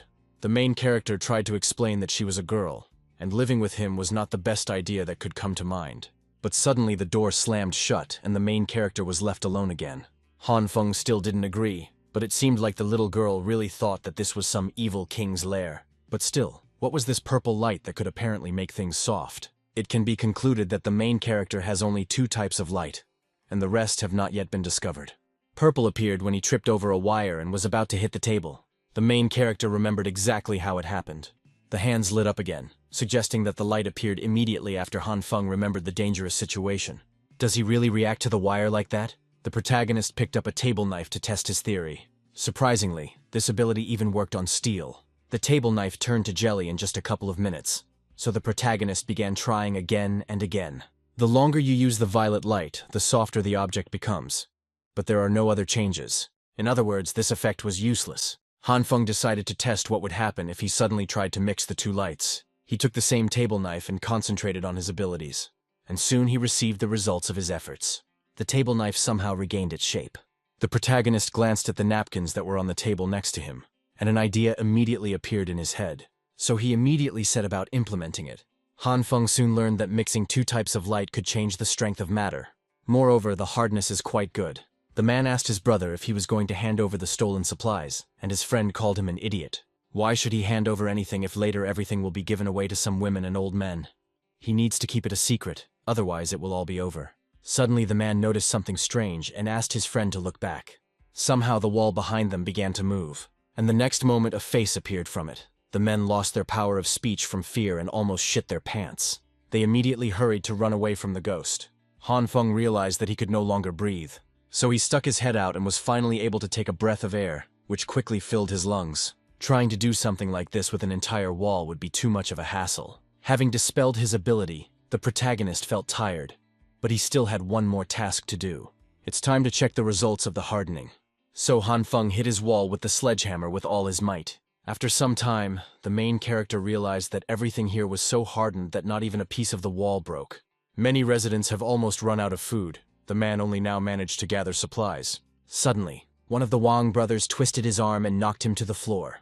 And then he demanded that the man immediately tell him where he hid all the stolen food from the other apartments. He replied that he hadn't hidden anything, but the blonde didn't believe him, since he had just seen the man carrying 3 large bags. If the robber doesn't want to talk, you'll have to beat the answer out of him. Mr. Zhang stopped the blonde man. He suggested that we let the man go first, and if there were any questions, we could simply discuss them and not go to extremes. Zheng Shuiyu promised that he would deal with the situation himself. Wang Xiaowu decided to let the scoundrel go, and the man was saved thanks to Mr. Zhang. The robber looked up when he noticed the hand extended towards him. It was Mr. Zhang who, with a friendly smile on his face, asked the man if he was okay. For a split second, the hero in glasses' smile became frightening. The tenant of the house brought the remaining packages and apologized, since there were 5 people in his family, and there was not enough food for everyone. Zhang Shuiyu handed the man a tiny amount of food and said that it was for him and his family for today, and he was surprised. Rules are rules. A person gives everything he was able to collect and therefore receives a reward in a fixed amount. The man thanked the gentleman with a trembling voice. The man promised to carry out any order if necessary, and Zhang Shuiyu nodded. And then the hero in glasses asked the rest of the residents to go home if they had already received their supplies. The Wang brothers couldn't understand how the highly respected gentleman managed to force this impudent man to give up all the hidden food. Zhang Shuiyu replied that he hadn't actually done anything. He had just spoken to him sincerely. The country's history has seen several rebellions and conflicts caused by the clash of interests between different classes. But this is normal collective behavior. Zhang Shuiyu only told him that if he breaks the rules, the collective will condemn him. Not to mention the possibility of being legally detained once the global catastrophe is over. Until then, he will be subjected to reprisals from the robbed residents. However, an important point is that among such rebels, there is always a leader who directs their actions. In troubled times, heroes always emerge, and this guy with glasses is no ordinary man. The main character is already tired of swinging his club and trying to break the wall and windows in his apartment. Now we can say for sure that the entire apartment is fortified, and quite well. Hearing a knock at his door, Han Feng assumed that someone had come for supplies again, so he quietly approached it. The guy looked through the peephole and asked who was there. It turned out that Hyuna was standing on the other side. She had been thinking a lot lately, and realized that she couldn't drown out her feelings for him. Only through adversity can one understand true love. But if a guy doesn't believe, he can simply open the door and touch her heart. A moment from a past life appeared in the protagonist's head. This impudent woman said the same thing back then. This means that besides her, there is also that man standing behind the door. Finally, this moment has come. Now the main character can finish off these bastards right on the spot.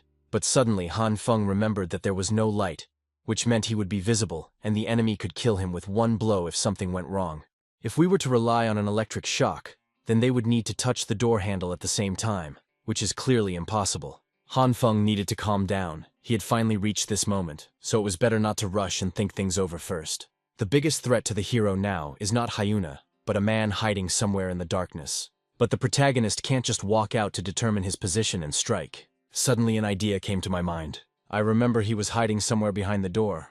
The young man walked up to the wall and assumed that the deadly man was standing in that area.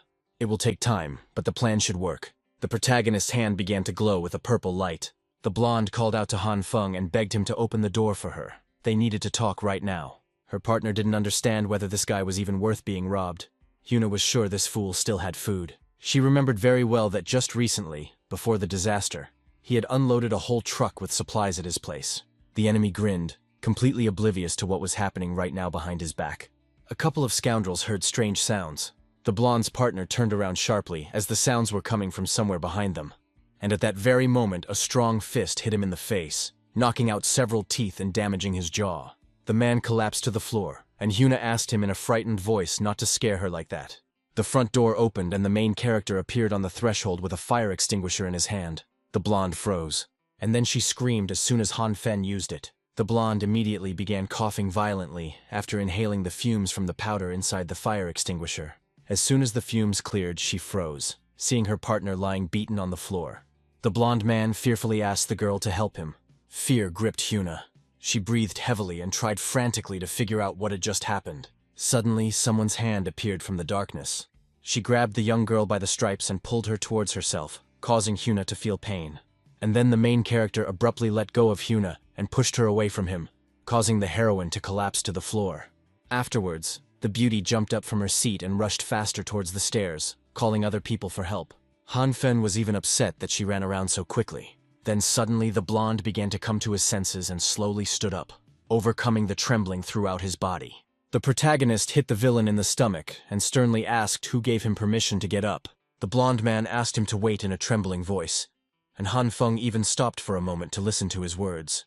The scoundrel immediately began to threaten his father. If the boy touched him even once more, there would be no trace left of him. However, the blonde immediately received a kick in the face. The main character pinned the guy to the floor and replied that he didn't care about his father at all. He wasn't the one beating him up right now. The blonde asked them to stop again, since they had no complaints against each other, and therefore there was no need to go to extremes. Han Feng slapped his killer in the face again, and sternly replied that he should be asking that question. Doesn't he deserve to live? Why then did the blonde decide to kill him? The main character struck again and again. He wanted this bastard to answer him. However, the guy was beaten so badly that he couldn't even move his fingertips. The protagonist's anger did not subside, so he reached for the bat that had killed him in his past life. And then he stood in front of his offender. Tears began to flow from the blonde's eyes. He didn't understand why this unknown guy had such hatred towards him. Han Feng shouted that he had enough of playing dumb and struck out. This bastard dared to ask about the protagonist's motives, although he himself had killed him without mercy in his past life. Suddenly, Han Feng felt a wave of nausea. He vomited right on the floor next to the corpse. Suddenly, the main character heard a rustling sound behind him. It turned out to be the same strange girl who was squatting, her face again expressing no emotion. She offered her help to Han Feng. The murder of that guy was very brutal, but the girl wasn't even scared, which greatly alarmed the main character.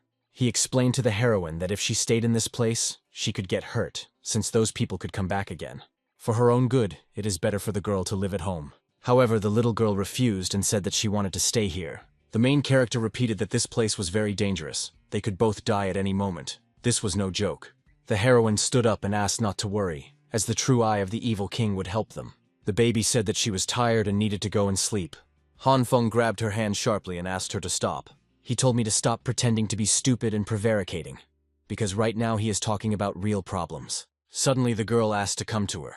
Han Feng agreed, but he still didn't understand what she wanted. The protagonist was speechless when the stranger opened the door. The man exclaimed that those who had already received their rations could go to their apartments so as not to take up space. Hyuna was also in line. When it was finally her turn, the young girl gave her apartment number and name, and then received one ration. Now Hyuna could at least eat something. That guy didn't answer her message once the whole night, and she still didn't understand why he suddenly lost consciousness. What worried Hyuna most was the moment when Han Feng finally opened the door. There was light in the apartment and warmth was coming from there, and that meant only one thing: he clearly had something to generate electricity. This bastard apparently prepared it secretly and didn't even tell her anything. But instead of helping her, he gave her an unnecessary bag of garbage. Hyuna decided to find out everything as quickly as possible. But then suddenly someone bumped into her shoulder. The man stopped and ordered the girl to do the same.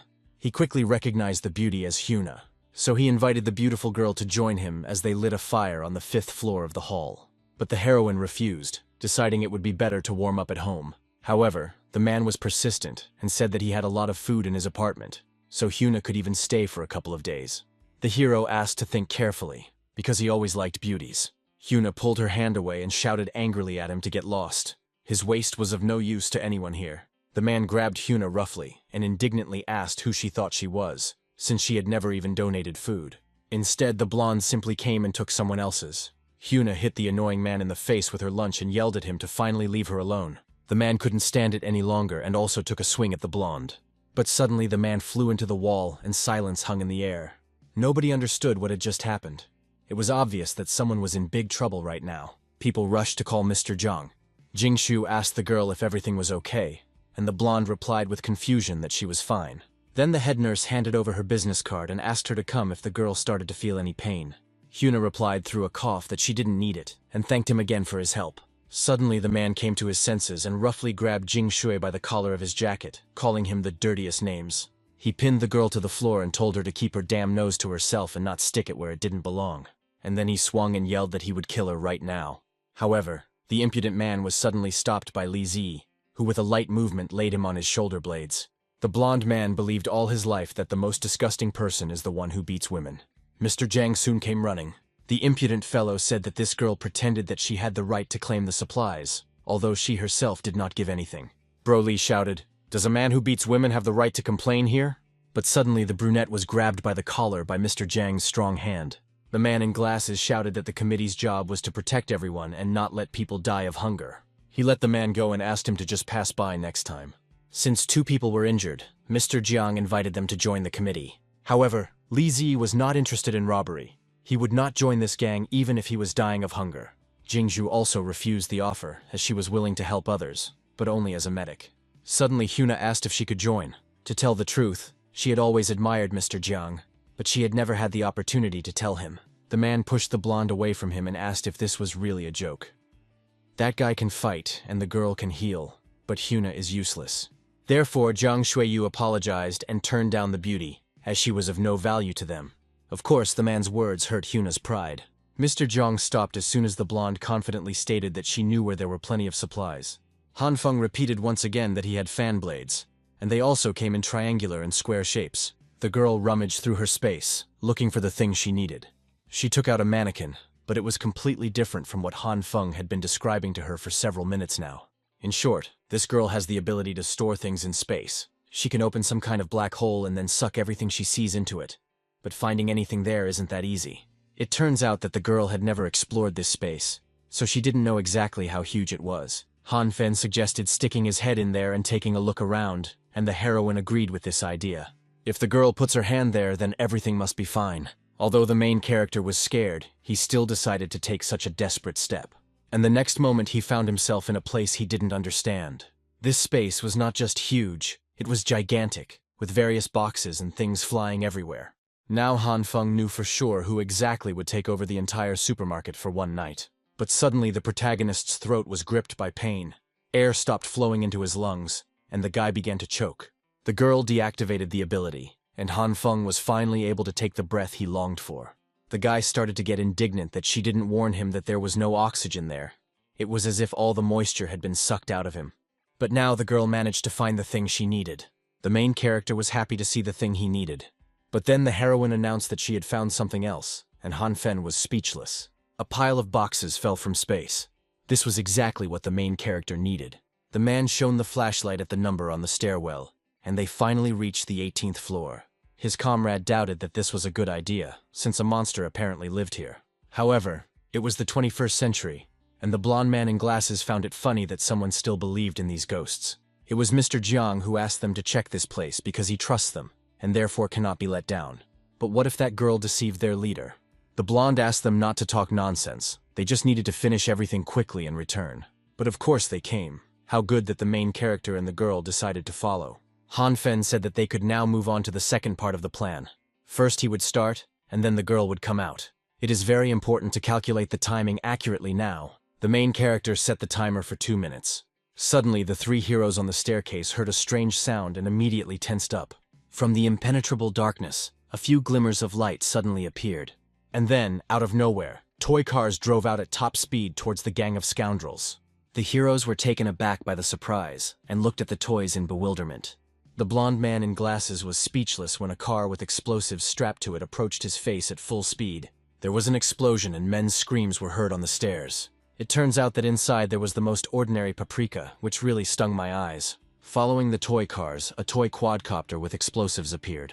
The girl asked the main character whether he should throw her an explosive device. Han Feng asked to fly closer. He wanted these guys to learn their lesson this time.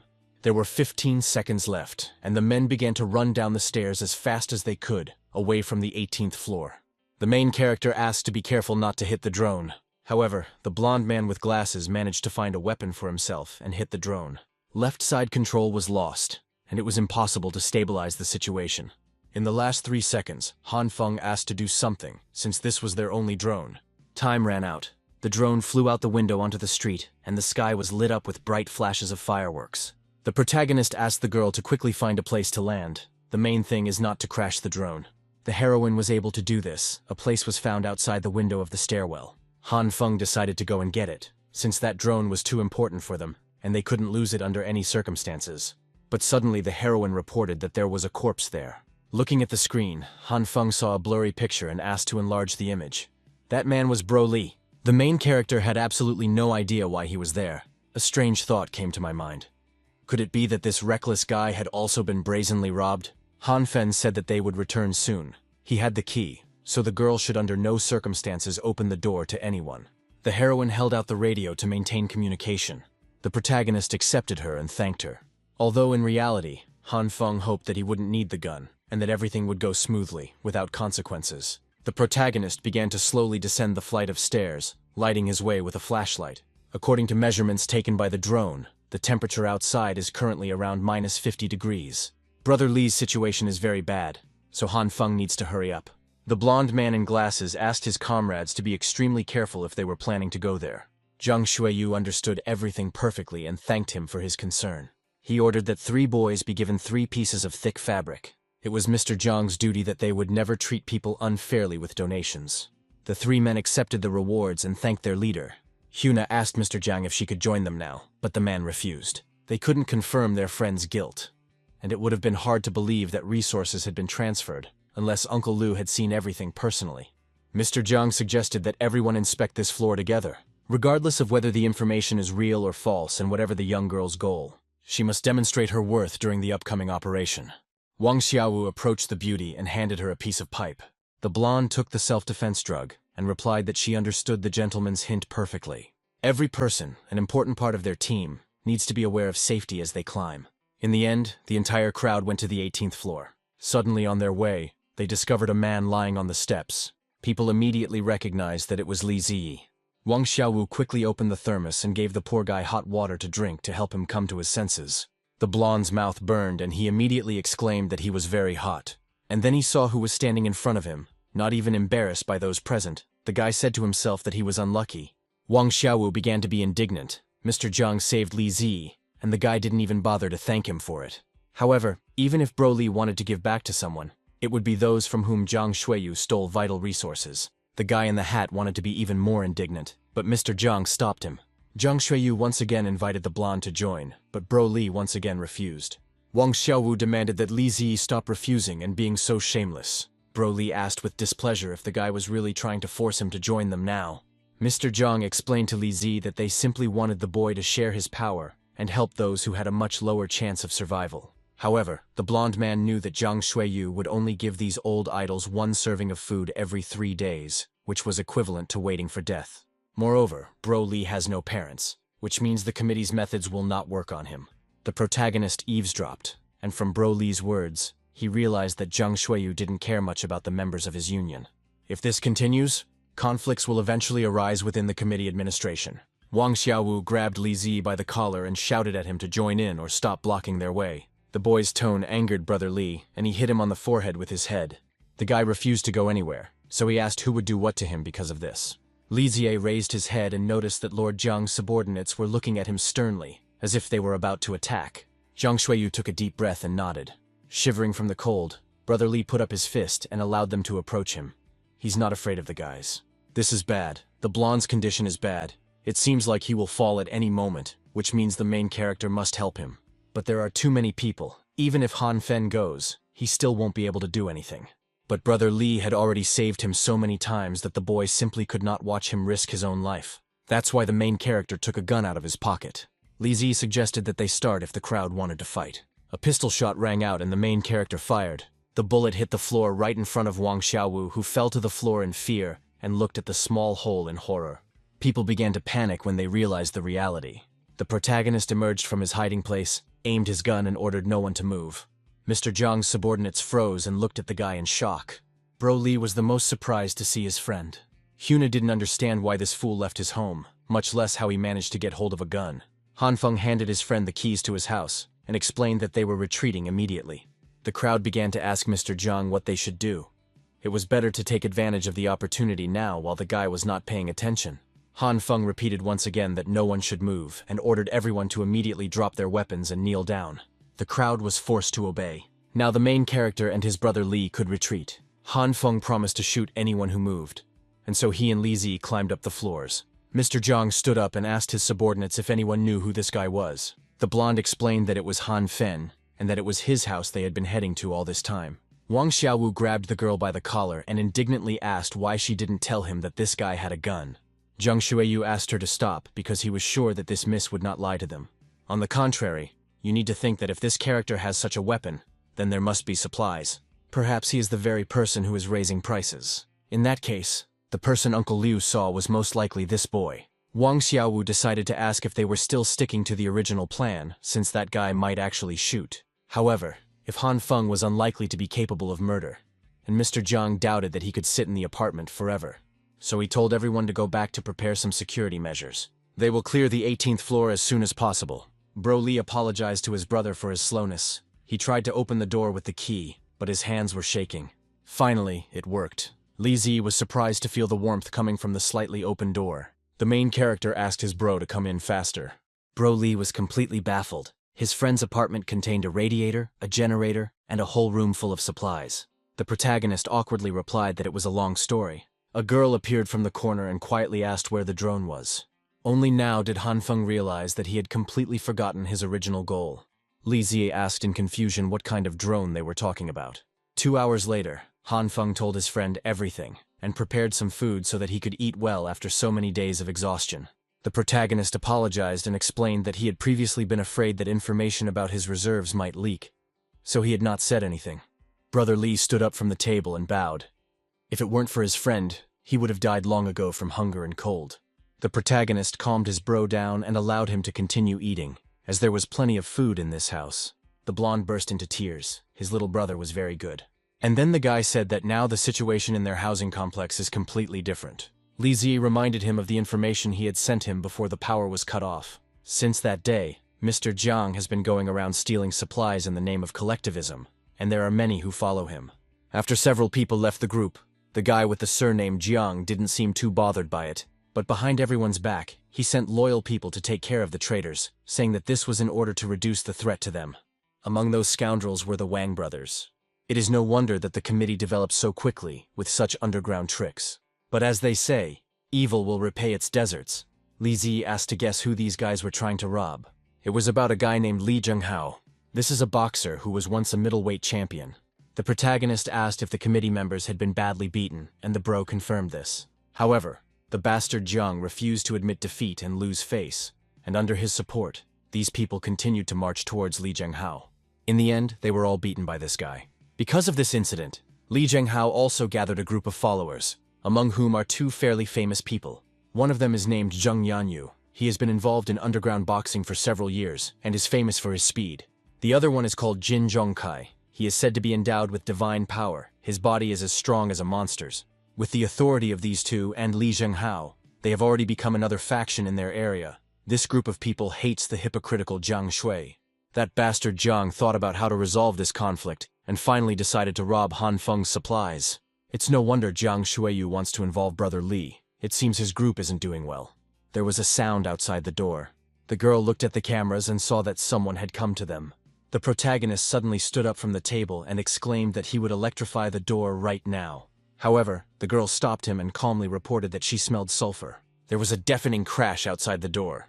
These bastards dared to use explosives against the main character in the hopes of breaking down the door. But the heroine calmly replied that they should use homemade explosives. They are not that powerful. This bunch of creatures were hanging around outside the door, and along with them was Hyuna, who most likely brought all the bastards to this place. This could be understood from the way the girl was actively saying something to Mr. Jiang. The main character asked his bro to move away from the door immediately, and then he quickly plugged the plug into the socket, and a deafening scream was immediately heard from behind the door.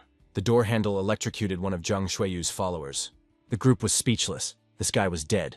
Jiang Shuiyu ordered 2 packages of explosives to be placed at the edge of the door that connected to the wall. Soon another deafening explosion was heard. However, the door still remained intact. There were definitely no problems with explosives, which means this guy had prepared for defense in advance. Mr. Jiang ordered to use 3 packages of explosives together this time. He will show the place for the explosion. They must seize this house today. At that very moment, the main character and his brother Li had already managed to drag a bunch of furniture to the door. There was another explosion, which was more powerful than the previous one. This time strange sounds were heard. The wall started to collapse, so the blonde man suggested quickly adding more things to block their way. If this continues, the cracks will become bigger and bigger. Han Feng exclaimed that blocking it was useless. Everything needed to be removed immediately. He had an idea. A short girl stepped forward and volunteered to do it all herself. Li Zi sternly exclaimed that this was no joke, so the little doll should quickly return and hide in the bedroom. He was taken aback when an incomprehensible clot of light appeared in the baby's hands. And then the furniture near the door began to move, drawing me into the girl's magical space. The blonde became scared. Could it all somehow be sucked in? The main character rushed forward decisively, his hands beginning to glow purple. At first, he decided to soften the walls like last time to see if he could change their shape. But the guy must control the area of impact. Otherwise, the hardening process will take a long time. As soon as the right moment arrived, the protagonist turned on the green light. It works. Violet light in combination with green not only strengthens, but also restores, which was just what was needed. Broly exclaimed in surprise. Did his brother really have superpowers? Suddenly, the shorty told them all to go to bed. Another powerful roar was heard outside the door.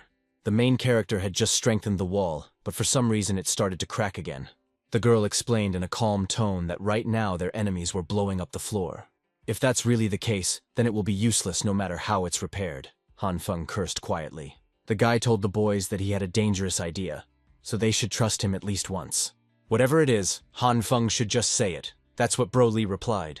The protagonist nodded and asked them to listen carefully to what he was about to tell them. Eventually, the group managed to break down the door. Wang Xiaowu ordered everyone to pay attention to safety and collect all the supplies they could find. Mr. Jiang told us to be careful because these guys might set up an ambush. There was no one in the living room, and there were no supplies. There was only garbage and a box of seeds in the kitchen. Wang Xiaowu started yelling at Hyun Woo for daring to lie to them, but the girl frightenedly replied that Han Feng might have hidden everything in the bedroom. Just at that moment, 2 guys went into that room. The short-haired hero opened the door and immediately froze. Li Zi kicked the door open with all his might, and it hit the bastard in the face. Then Han Fen emerged from the room armed with a weapon. His expression was unreadable as the young man thrust the gun forward. Assessing the seriousness of the situation, Wang Xiaowu shouted at Mr. Jiang to be careful. The protagonist fired, the bullet hitting the shield behind which stood the twin and his leader. Han Fen exclaimed, "They all must leave immediately. Otherwise he will not be so polite anymore." Mr. Jiang coldly asked if he had been polite before. The guy hid supplies, neglected the team, forcing many residents to suffer and starve from lack of food. Today they are here to demand justice. If Han Feng still had any conscience left in his heart, he must hand over the supplies. Only by working together would victory be achieved. This man's words are righteous and reverent, but isn't this simply theft? There's no point in talking about it now. These people are just a group of hungry wolves who want to let off steam. The protagonist indignantly asked who had said this nonsense, as if he had any supplies. Hyuna exclaimed that he could have simply hidden it. The last time she was here, the house was warm and the light was on. If the guy told the truth now, he could avoid death. The bullet flew right past the blonde's head. Lee Hyuna is simply shameless for deciding to say such things in front of all the people gathered. If she hadn't deceived Han Feng by exchanging his reserves for the seeds, he wouldn't be in such a dire situation today. Wang Xiaowu indignantly asked if the girl really dared to deceive them. Mr. Zhang asked not to start an internal showdown, as he had a reliable way to verify the information. He ordered 2 subordinates to inspect the room, and then he asked Mr. Han if he would help with this. The subordinate carried out the order and informed his leader that there was only trash and a little girl in the room. Short Legs hugged Han Feng and screamed in fear that she was scared, and the protagonist began to calm her down. The crowd started to get angry. They had worked so hard for half a day just for this. Mr. Jiang approached Hyun and said with displeasure that he was demanding an explanation right now. Now that everything has turned out this way, the young girl will have to explain herself to everyone. Hyuna wasn't lying. She saw it with her own eyes. The blonde didn't understand why it was happening and where it all went wrong. Perhaps Han Feng is just playing with them. Because of this damned bastard, the young girl could now lose her last hope of survival. She ran out from behind cover and held the flashlight in front of her. The light immediately blinded the main character. The blonde immediately snatched the gun from his hands. And then she pointed the gun at the guy's chest and began demanding that he immediately tell her exactly where he hid the supplies. If Han Feng doesn't tell the truth, she will shoot him. The protagonist replied that the truth was that she had already stolen all his supplies long ago. With a trembling voice, Hyuna exclaimed that it was all a lie, and that she would immediately finish him off. But then something flew at her, and the weapon fell out of her hands. Mr. Jiang's subordinates twisted the beauty's arms while she tried to convey that she was not lying and was telling the truth. The main character turned his gaze to the lying pistol. He wanted to lift it, but someone else did it instead. It was Zhang Shuiyu, who had a faint smile on his face. Wang Xiaowu grabbed the blonde by the hair, called her dirty names, and said that she had really been lying to them all this time. And then the twins swung the bat. Hyuna closed her eyes in fear. Mr. Zhang stopped the guy and explained that the committee was not a violent group, and this room was also not a place of execution. Even if she lied, they should at least give the girl a chance to start over. Zhang Shuiyu told Mr. Han that he was very sorry about what happened today. The man held out a gun and added that they were all victims here, and that he would soon give him the correct explanation. The protagonist looked at the extended weapon in surprise, and then he took the gun. Mr. Zhang sincerely invited Han Feng to join the committee. The young man is not obliged to answer right now. He just needs to think about it at his leisure. When Han Feng comes for supplies tomorrow, he must tell Mr. Zhang what he thinks about the proposal. Finally, this circus has come to an end. Li Ji didn't know that the girl had an apartment upstairs, and it was so spacious, better than the main characters. If it weren't for her, all of this wouldn't have been possible. Some time ago, Han Feng told the boys to first take things out of the apartment, but leave the trash and boxes in place. Then the main character asked her brother to open the window in the room so that the temperature in the room would drop to low values. They must pretend that there were never any supplies here. Mr. Zhang staged such a raid that when they entered the apartment, public unrest was sure to break out. Then they will start looking for the culprit. Han Feng will show his gun, and then Hyuna will take the initiative. However, there were too many people, Li Zi asked. What if they suddenly simply took away this weapon? If Zhang gets the gun, he will want to resolve everything peacefully so as not to tarnish his reputation. There was only one bullet in the pistol, and the main character had already used it, which meant there was no need to be afraid of the shot. They will just pretend that they are barely making ends meet. But the main task is to destroy the committee. The next moment came when the committee was distributing food to everyone in need, and our heroes decided to take advantage of this opportunity. They acted covertly so that no one would notice them. According to Li Zi's observations, the first 4 floors are secured. The 5th and 6th are occupied by administration members, and the 7th and 8th are unknown. There was security on the 5th floor, and the blonde guy volunteered to go up first and distract them, asking his friend to try not to use the gun. Having reached the right place, Li Zi suggested searching everything there. There are a lot of people on the committee. It is impossible to cope with them all, which means the only option is to destroy them from within. The committee is friendly as long as there are supplies. If you find a warehouse and rob it, then the committee will be finished off once and for all. The main character understood perfectly well that he needed to be careful, because someone could appear at any moment. Turning around, Han Feng noticed that Brother Li had managed to find something. They found themselves at a door that had a sign saying warehouse on it. Everything was too simple, and it suggested that it was a trap. Bro Li suggested just taking out the key and seeing what was inside. However, the main character stopped him abruptly. A thin wire was wrapped around the key and the handle, a typical trap. Now it's better not to touch anything here. but to go upstairs and take a look there, Brother Lee agreed with the proposal.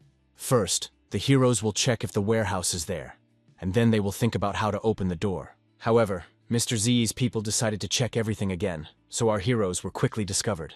A chase immediately began after them.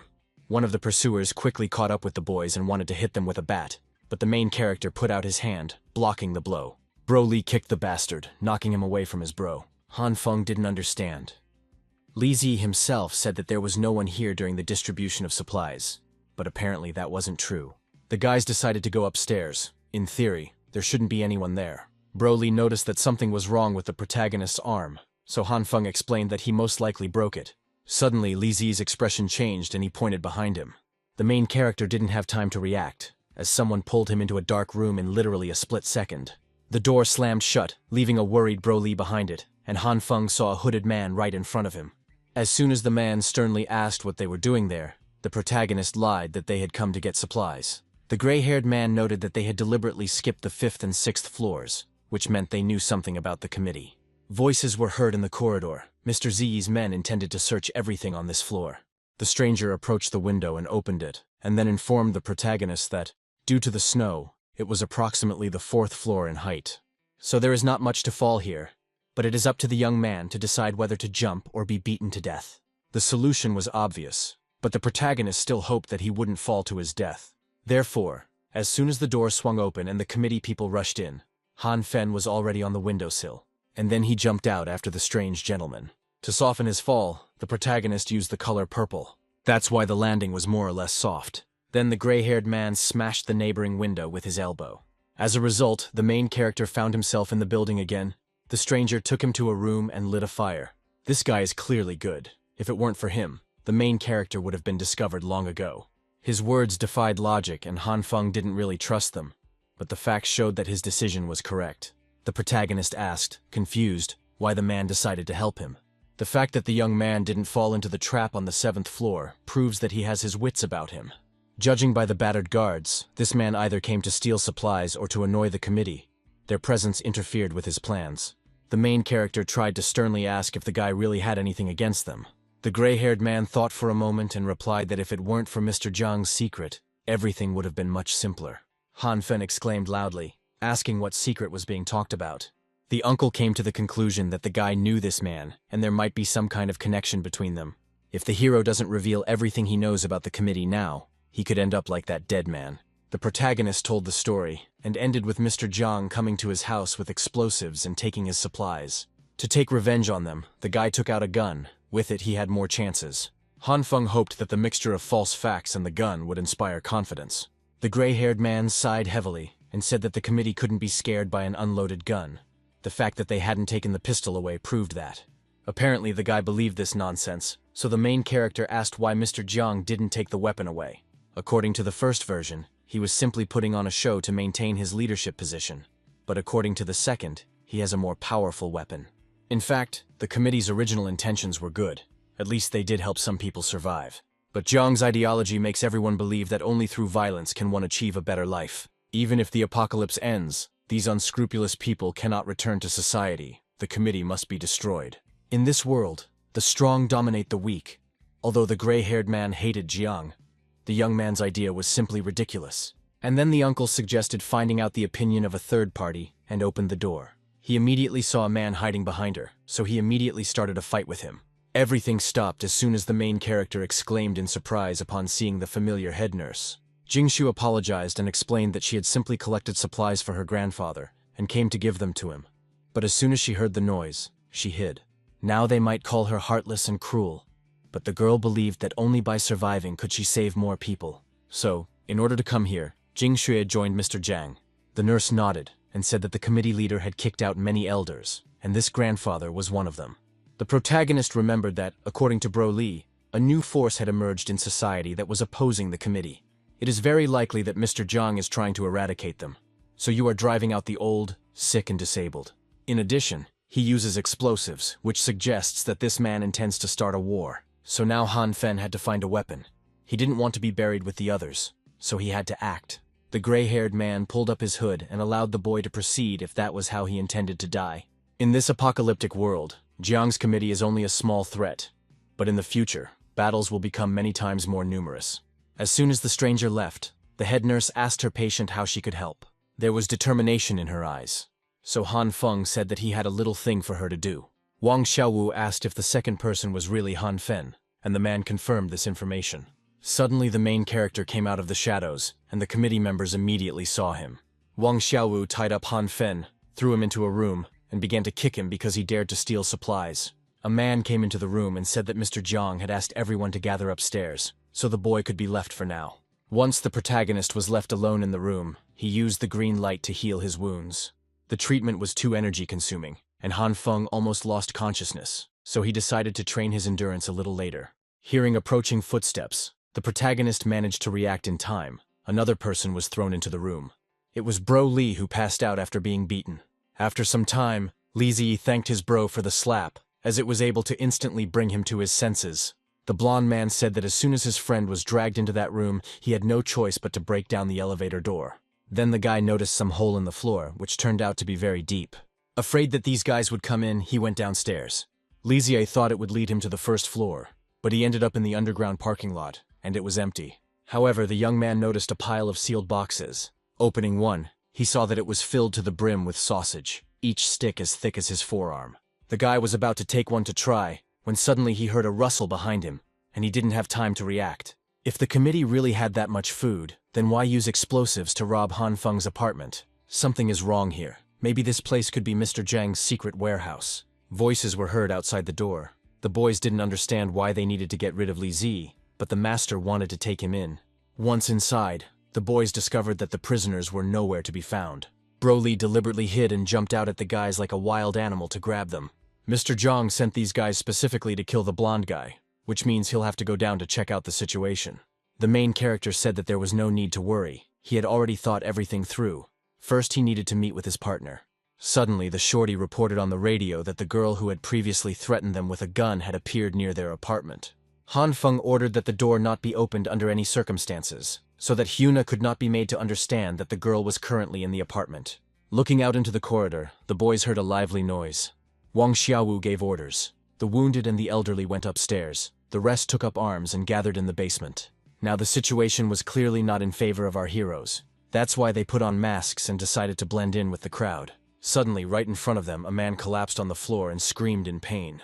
Zheng Yanyu and Jin Zhongchai easily dealt with the committee member led by Zhang Shuiyu. Hyuna pressed her ear to the door. She couldn't hear anything. Had Han Fen really left? The blonde was taken aback when Jing Shui suddenly asked what she was doing here. Hyuna replied, "She's looking for something to eat." But the head nurse didn't believe her words. Could the girl really have brought so many armed people with her for such an activity? The blonde whispered something to the guys. The guys immediately headed towards Jing Shui, and the girl reminded them that Mr. Zhang told them not to interfere with her work. Nurse Jing's arms were twisted, because it was precisely with this girl that Han Fen would definitely open the door. However, the seemingly sweet and defenseless girl was able to easily deal with two men. Hyuna and the other guys behind her were speechless because a mere nurse was able to knock out the strong men right before their eyes. The blonde couldn't stand it. She took out a knife and slashed Jing Shui with it. At that very moment, the apartment door swung open, and a strange girl came out and began sucking all the enemy's weapons into the space. At that very moment, the protagonist and his brother Li were trying their best to escape from Jin Zhongchai. Han Feng had previously slapped the man in the face, and now he was chasing after them, intending to get what he deserved. The protagonist did not expect the enhanced attack to be so powerful. Han Feng abruptly turned the other way, telling his brother to take the girl away so that they could meet at their place later. Then our hero climbed onto the car and ordered to listen to him. He was the one who raised the prices of supplies so that everyone would die of hunger. This aroused the rage of the crowds, and they all rushed after the arrogant bastard to beat him to death. The entrance and exit to the parking lot are blocked by iron gates, but as soon as the main character uses the ability, the situation changes. The crowd stopped as soon as the gates began to glow with a bright purple light, and as soon as the glow disappeared, the gate broke and an avalanche of snow crept inside. People began to retreat in panic, so as not to lose their lives if anything happened. Han Feng was surprised. After softening an object of such a large area, he didn't even feel tired. Apparently, he had already gotten the hang of it. Suddenly, a familiar voice asked if he really wanted to die here. The main character had the feeling that this strange man had been watching him all this time. Hearing that Mr. Jiang's subordinates were returning, the uncle grabbed Han Feng by the collar and pulled him along. Once they reached the corner of the first level, The protagonist asked why the man decided to help, and who he was anyway. It turns out the man's name is Li Zhenghao, and he is the man who is fighting with Zhang Shuiyu.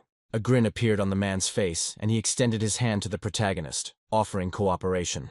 Han Feng reminded the man that he had already refused, but Li Zhenghao replied that he had now changed his mind. The protagonist asked suspiciously if he was trying to fool him now, but Li Zhenghao was only offering the boy what he wanted, so now he had to give a clear answer. This collaboration would increase the chances of success, so the protagonist extended his hand, agreeing to the proposal. At that very moment on the second floor, Wang Xiaowen informed Mr. Jiang that the convoy had arrived and he could give orders. However, the door to the first floor, blocked by snow, prevented any attempts to leave the building. Hiding behind the car, Han Feng asked in surprise where they got the military jeeps and when they managed to get them. Li Zhenghao heard something about transporting people, so he rushed off, leaving Jiang in charge of the boy. The bullet hit the searchlight, and it immediately went out, plunging everything around into impenetrable darkness. For Mr. Jiang's people, this only meant that they had been suddenly attacked and were now in a dangerous situation. At this very moment, Li Zhenghao took action while visibility was poor, attacking his enemies with cold blood.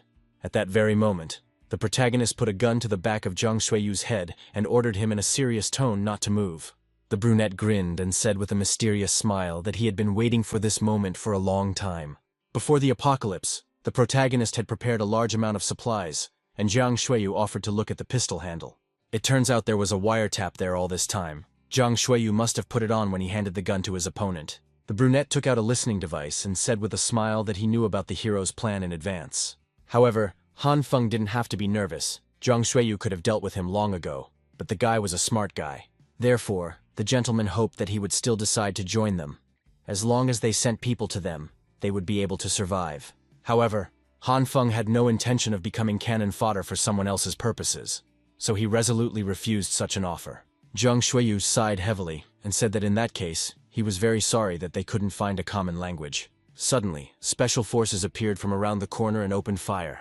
The main character immediately broke into a run to escape the bullets that were whistling around him. He was saved by Li Zhenghao, who pulled the boy by the collar and hid him around the corner in a safe place from the fire. Han Feng didn't understand what this guy was doing right now, to which the man calmly asked him not to panic. Zhang only has 3 convoys. Li Zhenghao will now deliberately distract their attention, and then the protagonist will be able to act without interference. And then the man ran out of the corner, deftly avoiding the bullets. He began to approach the special forces with determination in his eyes. This guy was clearly some kind of crazy person. His courage amazed even those who were used to dangerous situations. Time was running out, so Zhang Shuiyu announced that it was time for them to move out, and then got into the jeep. The protagonist couldn't let this happen, so he used his ability with maximum concentration. The right wheel of the car seemed to have sunk into the ground. The car could not move further due to the unexpected obstacle.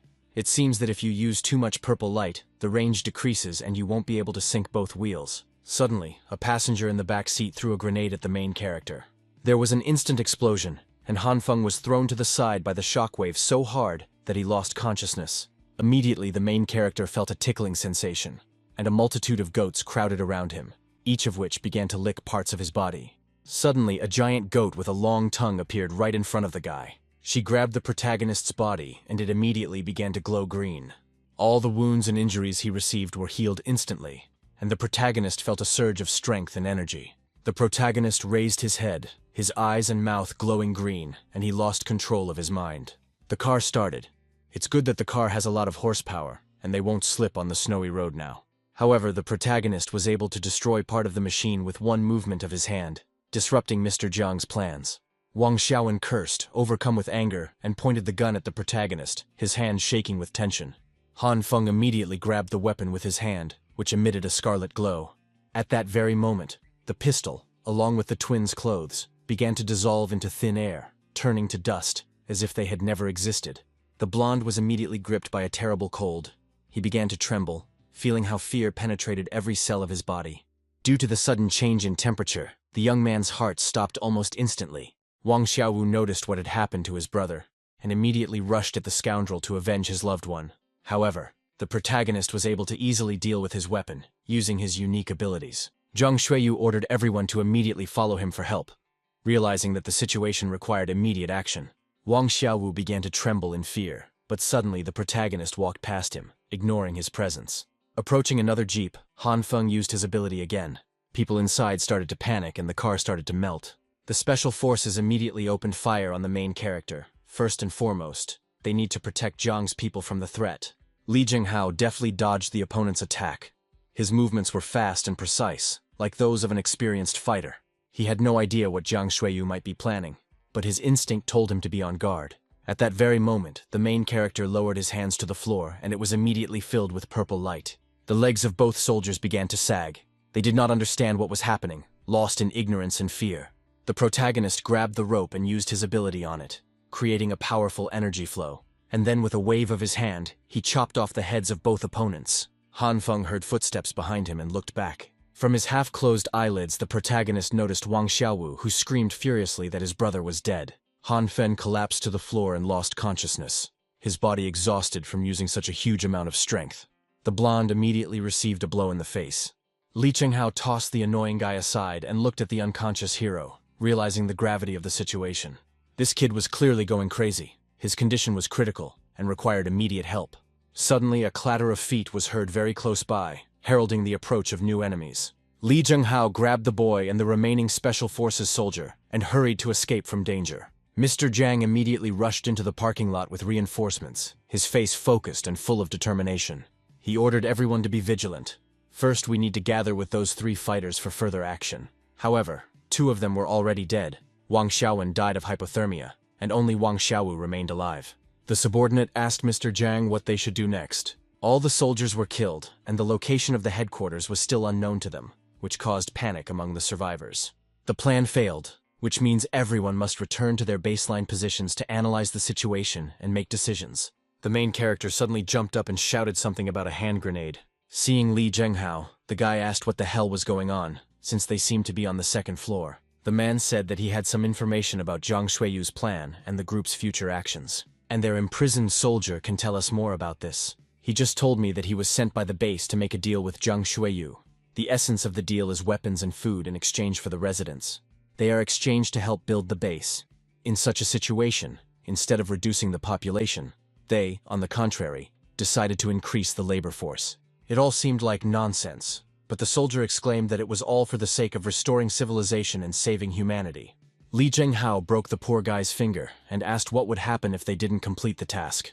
The hero replied that in that case, the base would send even more people. Li Jinghao asked sternly, could there be people with superpowers among them?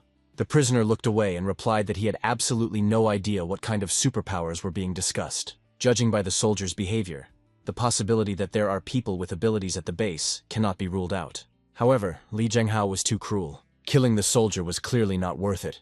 But Li Jinghao didn't believe in fairy tales about saving people. The man asked the boy not to have any illusions. He needed to personally destroy them now, or get out of here in search of a new place. The protagonist said that he would first return and consult with the others. This Li Jinghao is a dark horse, who knows what his people are doing. But the man's words about finding a new place make sense. The main character went to the 2nd floor. He remembered that there should still be a few military jeeps left here. Too late, the boy realized that he had fallen into a trap. Someone from the darkness attacked him, but Han Feng managed to react in time and use his shield. The guy didn't think that using green and purple light at the same time would produce such an effect. The main character was about to attack his opponent when suddenly Bro Li appeared between them and said that everyone here was his own.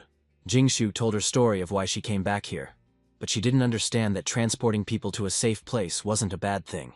Therefore, the protagonist explained that if everything was so rosy, then Jiang Shuiyu would not have run away in the first place. In general, they cannot be trusted, but they cannot be completely ignored either. The big question remains whether any basis exists at all. If the heroes fail to find transport, they will not be able to leave. So each of them decided to explore the parking lot in the hope of finding something useful. In one of the cars, the main character discovered a whole suitcase full of weapons.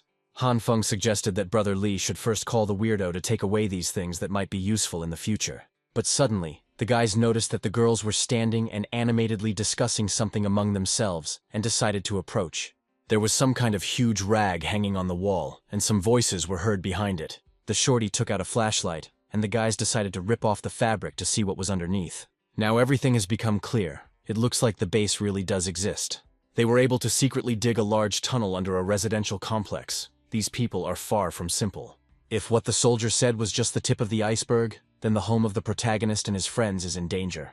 There was a drainage pipe in the tunnel. The heroes decided not to go further and returned to better prepare and explore the new territory later. Jingxue asked the boys to take more weapons, and Han Fen asked them to give him more seeds and a piece of pork. The eccentric has become increasingly able to control her abilities. She can easily and accurately retrieve things from her spatial pocket.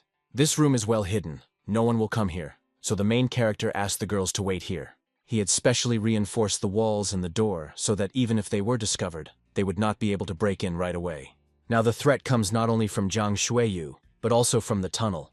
Since the complex was no longer safe, the heroes decided to find another way to escape, but through a tunnel.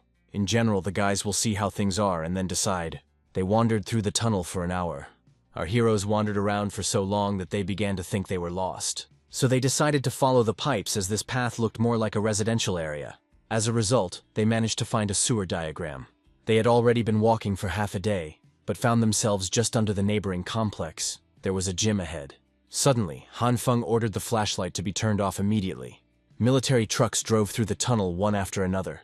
These cars are apparently heading towards the Hancheng complex. Perhaps they are accomplices of those three guys. The main character suggested going and having a look. Maybe they could find out something, but they could easily be caught.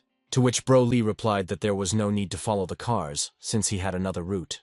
A year ago, an old woman from Hancheng complex fell into the sewer, and Li Zi had to pull her out. The blonde had an excellent memory. In high school, he was actually a nerd, but the hatch was frozen, and Bro Lee couldn't open it. Han Feng suggested trying the next one, and Bro agreed, thinking that he had most likely just missed the mark by a bit. However, no matter how hard Li Zi tried, he couldn't open the other hatches either. And finally, luck smiled on the blonde, and he managed to open the hatch. They made their way to the underground parking lot of the Hancheng complex. Judging by the dead bodies, one could conclude that there had been a battle here recently too. Our heroes noticed people standing near the wall, either repairing something or the opposite. The soldiers were unhappy. The tunnel wasn't ready yet, and they were sent here. In this damned place you can't even eat properly. It seems that the residents of the Hancheng complex were also subjugated by the soldiers. Suddenly the earth began to shake, and people immediately began to run away in panic. The tunnel was about to be dug. And so it happened. The fat man broke the wall without any problems, and from his glowing green eyes one could tell that he also had abilities. Now it was no surprise to our heroes that such a huge tunnel had quietly appeared in their area and suddenly appeared. It was dangerous to stay here, because if they were discovered, the guys would be doomed and they would not be able to get out. The boys wanted to be quiet, but suddenly Bro Lee couldn't help but sneeze quite loudly. This sharp sound immediately attracted the attention of the others, and the heroes hastened to hide through the hatch through which they came. As they ran, Li Zi kept apologizing for not being able to restrain himself, realizing the gravity of their situation. But now the main character had no time for this, since the fat man had almost caught up with them, and their chances of salvation were rapidly decreasing. The fat man stopped and hit the ground with such force that it created a powerful shockwave, destroying everything in its path. The protagonist asked his brother to run on, assuring him that he had a plan on how to deal with their enemy. Han Feng slammed his hands on the ground, causing it to immediately glow purple. The ground became soft, so the fat man was immediately sucked into its depths, leaving only half of his body on the surface. While Li Zi was running, he realized that things were very bad, because his brother was now in mortal danger and needed help. It seemed like the enemy was starting to weaken, and if Han Feng put in more effort now, he would be able to completely neutralize him. But then, out of nowhere, Bro Lee appeared with a metal pipe in his hand and swung at the big guy with the determination to save his friend. The enemy's face clearly showed rage and hatred, and the protagonist's jaw simply dropped in surprise. The fat man's eyes glowed green, and he screamed with wild rage that he would definitely kill them. Our heroes ran in fear again. Bro Lee explained to Han Feng that he couldn't just run away and leave his friend in trouble. This time, the boys finally managed to escape their pursuer, as soon as the main character destroyed the wall, and the passage was blocked by stones. The enemy doesn't look like he'll be able to escape the trap anytime soon, but the guys need to get out of here as quickly as possible. First, they needed to figure out where they were, so Brother Lee asked them to relax because he knew his way around well. Li Ziye had memorized that map of the underground tunnels, so there was no problem finding the exit. The blonde headed down one of the forks and asked his brother to follow him without any unnecessary questions or doubts. After a few hours, they reached the end of the cave. There was light ahead. Probably the guys would be able to get out to freedom. As soon as this happened, our heroes noticed how much everything had changed outside. Suddenly, the protagonist recognized the Dingfeng Tower. It is the tallest building within 5 kilometers of the guy's area. It turns out that the guys were going in the wrong direction altogether. Their residential complex, Shasti, is located inside the 3rd Southern Ring Road, but now the guys are almost outside the 4th Northern Ring Road. It looks like the only way home is on foot. You'll have to go through an area that's on a hill. Li Zi asked his brother not to panic. He had a lot of connections in this place. They would definitely be able to rest and even eat well. They were only 3 kilometers away from Jingshan, and Brother Li was sure that they would be there in about an hour. However, the snow began to thicken, and if the heroes did not speed up, they would simply freeze. Suddenly, the heroes noticed some silhouettes next to them, hidden behind the snowstorm, and they tensed up. Broly guessed that it might be his connections, so he fearlessly went to check if it was true. The main character didn't have time to stop this moron, who clearly didn't understand that 2 people out of nowhere wasn't a very good thing. And so it happened. Brother Li was captured by 2 men, who then told the main character to surrender, otherwise he would be shot. If the enemy were to shoot now, Han Feng's regeneration would be able to stop the bullet, but Li Zi would be instantly blown away. As a result, the main character surrendered, and the weapon hidden in his back pocket was also taken away from him. Soon the boys were taken to the villa. The enemy pressed a button and the gates opened in front of them. The power was cut off throughout the city, and it was especially impossible to bring electricity here. Han Feng assumed that the guys were using a generator. These villas looked like they were just recently completed. The question arose as to how these 2 men could have captured such territory together. But Han Feng didn't care much. If he could kill the enemies, he and the eccentric could turn this place into a fortress. The men pointed to the shovels and promised the boys freedom and food as soon as they finished clearing the snow. Just no tricks, otherwise the guys will immediately regret it. As a result, our heroes began clearing the snow. One of the men stayed to watch them, and the other went into the house to rest. Li Zi whispered to his friend if they would definitely be released, but the protagonist could not answer. Han Feng's attention was drawn to the snow mountain. The guy noticed dead bodies of people in it. Broly's face showed horror and fear, but the protagonist quickly ordered him to remain quiet and not attract attention. Han Feng had an idea and decided to share it with his friend. The boys started arguing, as if Han Feng was doing nothing but digging around where Li Zi had already cleared the snow. A guard approached them, pointed a gun and asked what was going on, and the protagonist explained the whole situation. The man didn't care. The boys could argue as much as they wanted, but they had to finish their work before sunset. If they hadn't finished by then, the warden promised to shoot them, completely oblivious to the threat. The second man was at home at the time, reading erotic comics. He was interrupted from this activity by the guys, who noticed that their opponent was now in an excellent mood. As a result, the main characters stripped both villains and threw them out into the street, where they soon froze to death. Li Zi considered his friend's actions to be devilish. The blonde asked what they would do next, and Han Feng replied that they would of course go home. Initially, the guys wanted to look into the tunnel and immediately return, but due to unforeseen circumstances, they got stuck in the city. Jingzhu began to worry. The guys were late, and she hoped that nothing bad would happen. But the girls didn't understand that their situation was much more important now, and there wasn't a drop of concern in them. After Han Fen entered the tunnel, a whole army came out, and among them was some guy who was leading the soldiers. It seems that Jiang Shuiyu is on good terms with this army. Now all the residents of the area obey them unquestioningly. Most likely, Jiang Shuiyu had already organized the search. Li Zhenghao said with a grin, "These residents are complete fools to actually believe that the army came to save them." The man approached the window and suggested moving it, since most likely enemies were searching the house, so it was dangerous here. At that very moment, someone knocked down the front door. Our heroes froze and stared at the passage in amazement. A fat man familiar to the listener stood on the threshold. He had smelled the scent of living people, and had come here. The army commander asked where the 3 scouts he had sent earlier were now. Jiang Shuiyu reported that this was definitely not his doing. Han Fen had dealt with them. The commander-in-chief didn't believe who could have killed 3 special forces soldiers. Now the brunette was lying unconvincingly. But Jiang Shuiyu explained that this guy has superpowers. Many have seen him melt metal purple. The commander gestured to keep quiet and not to say anything unnecessary. And then he promised to send people to find this Han Feng and deal with it personally. The fat man, as if distraught, asked which one was Han Fen. Head nurse Jing approached the man and explained that there was no one by that name here, and perhaps the guest had come to the wrong place. The fat man apologized and was about to leave when he suddenly noticed the apartment number 18 o'clock and realized that he hadn't gotten anything wrong. The pathetic humans had deceived him, and now the enemy was going to kill everyone if Han Fen didn't dare come out. Li Zhenghao immediately threw the girls out the window to save their lives. At that time, our heroes were racing home on snowboards. It was Li Zi's idea. The main character even looked at him with new eyes. Soon the young guys were already there. At that very moment, the glass in the building broke and the girls fell out, but QQ managed to use her ability. Thanks to a huge number of blankets, the odd girl managed to soften her fall. The main character immediately hurried to the girls and asked with concern if everything was okay and what had happened. At that very moment, another person landed nearby.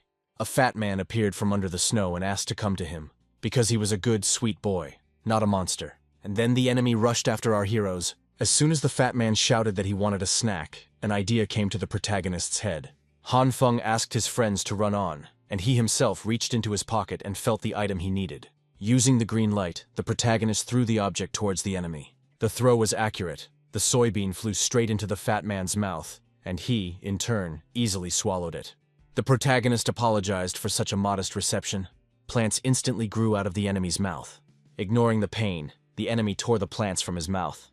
But just when he was about to turn the impudent boy into mincemeat, he was already gone without a trace. The commander-in-chief reported that in such cold these guys would not run far. Most likely, they hid in the nearest building. The commander did not understand what had happened to his soldier, and when he had managed to suffer so much. The fat man explained to his boss that he ate the bean the guy had thrown, and a full-fledged plant immediately grew in his mouth. This interested the commander. With such an ability, it might be possible to solve the problem of food shortages. Therefore, the man ordered that the prisoner, whom the soldiers managed to catch on the top floor, be brought here. After a while, the commander-in-chief spoke to Han Feng through a loudspeaker, and they found the wounded man and provided him with assistance. The boys miraculously managed to hold on to the nurse, as she intended to save Li Zhenghao from the enemy's claws. Meanwhile, the commander said that if Han Fen agreed to join them, his wife, children, and brothers would receive a high status. The man's words left the protagonist dumbfounded, as he had never had a wife, let alone children. Li Zhenghao chuckled and revealed that he had actually only known the guy for a short time, but he already knew very well that Han Feng had no wife or children. Then the commander suggested that Han Feng not risk his life if he liked girls so much. There were plenty of them at the base. Now, Broly and Jingshui were trying their best to hold back the protagonist because he found this proposal interesting. Suddenly Chukyu said that she had a plan on how they could save Mr. Li. They needed to work together. Tired of waiting, the commander stuck a pistol in Li Zhenghao's mouth and said that since the man was useless, he needed to be gotten rid of. At that very moment, something started falling from the sky. Seeing the meat and vegetables, the soldiers immediately jumped up from their seats. The commander-in-chief fired into the sky and ordered everyone to stand still. The soldiers immediately froze. The commander was sure that if they let their guard down right now, those guys might attack unexpectedly. But no one expected that a real bulldozer would suddenly appear from the high-rise building.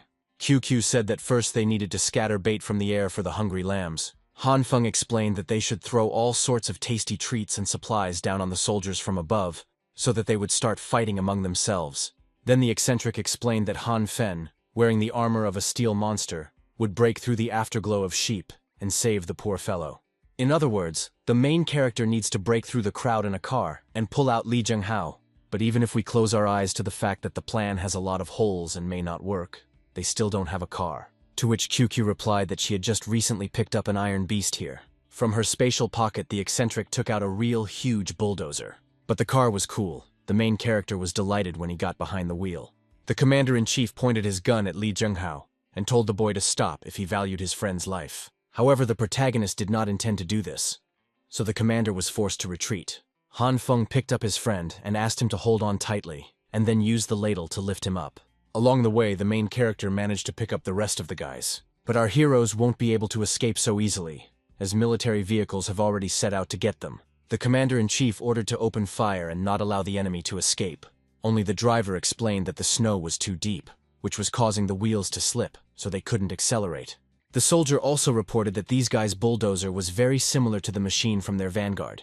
In any case, the commander ordered to follow the tracks of the caterpillars in order to find the fugitives at any cost. However, suddenly objects began to fall from the sky. As a result, a huge pile of rubbish blocked the soldiers' path. The main character said that he and his brother Li managed to find a nice house on the slope, so they will go there now. Jingshuk noticed that the light on the dashboard started to blink, which meant that the fuel was running low. QQ reassured everyone that the king had fuel.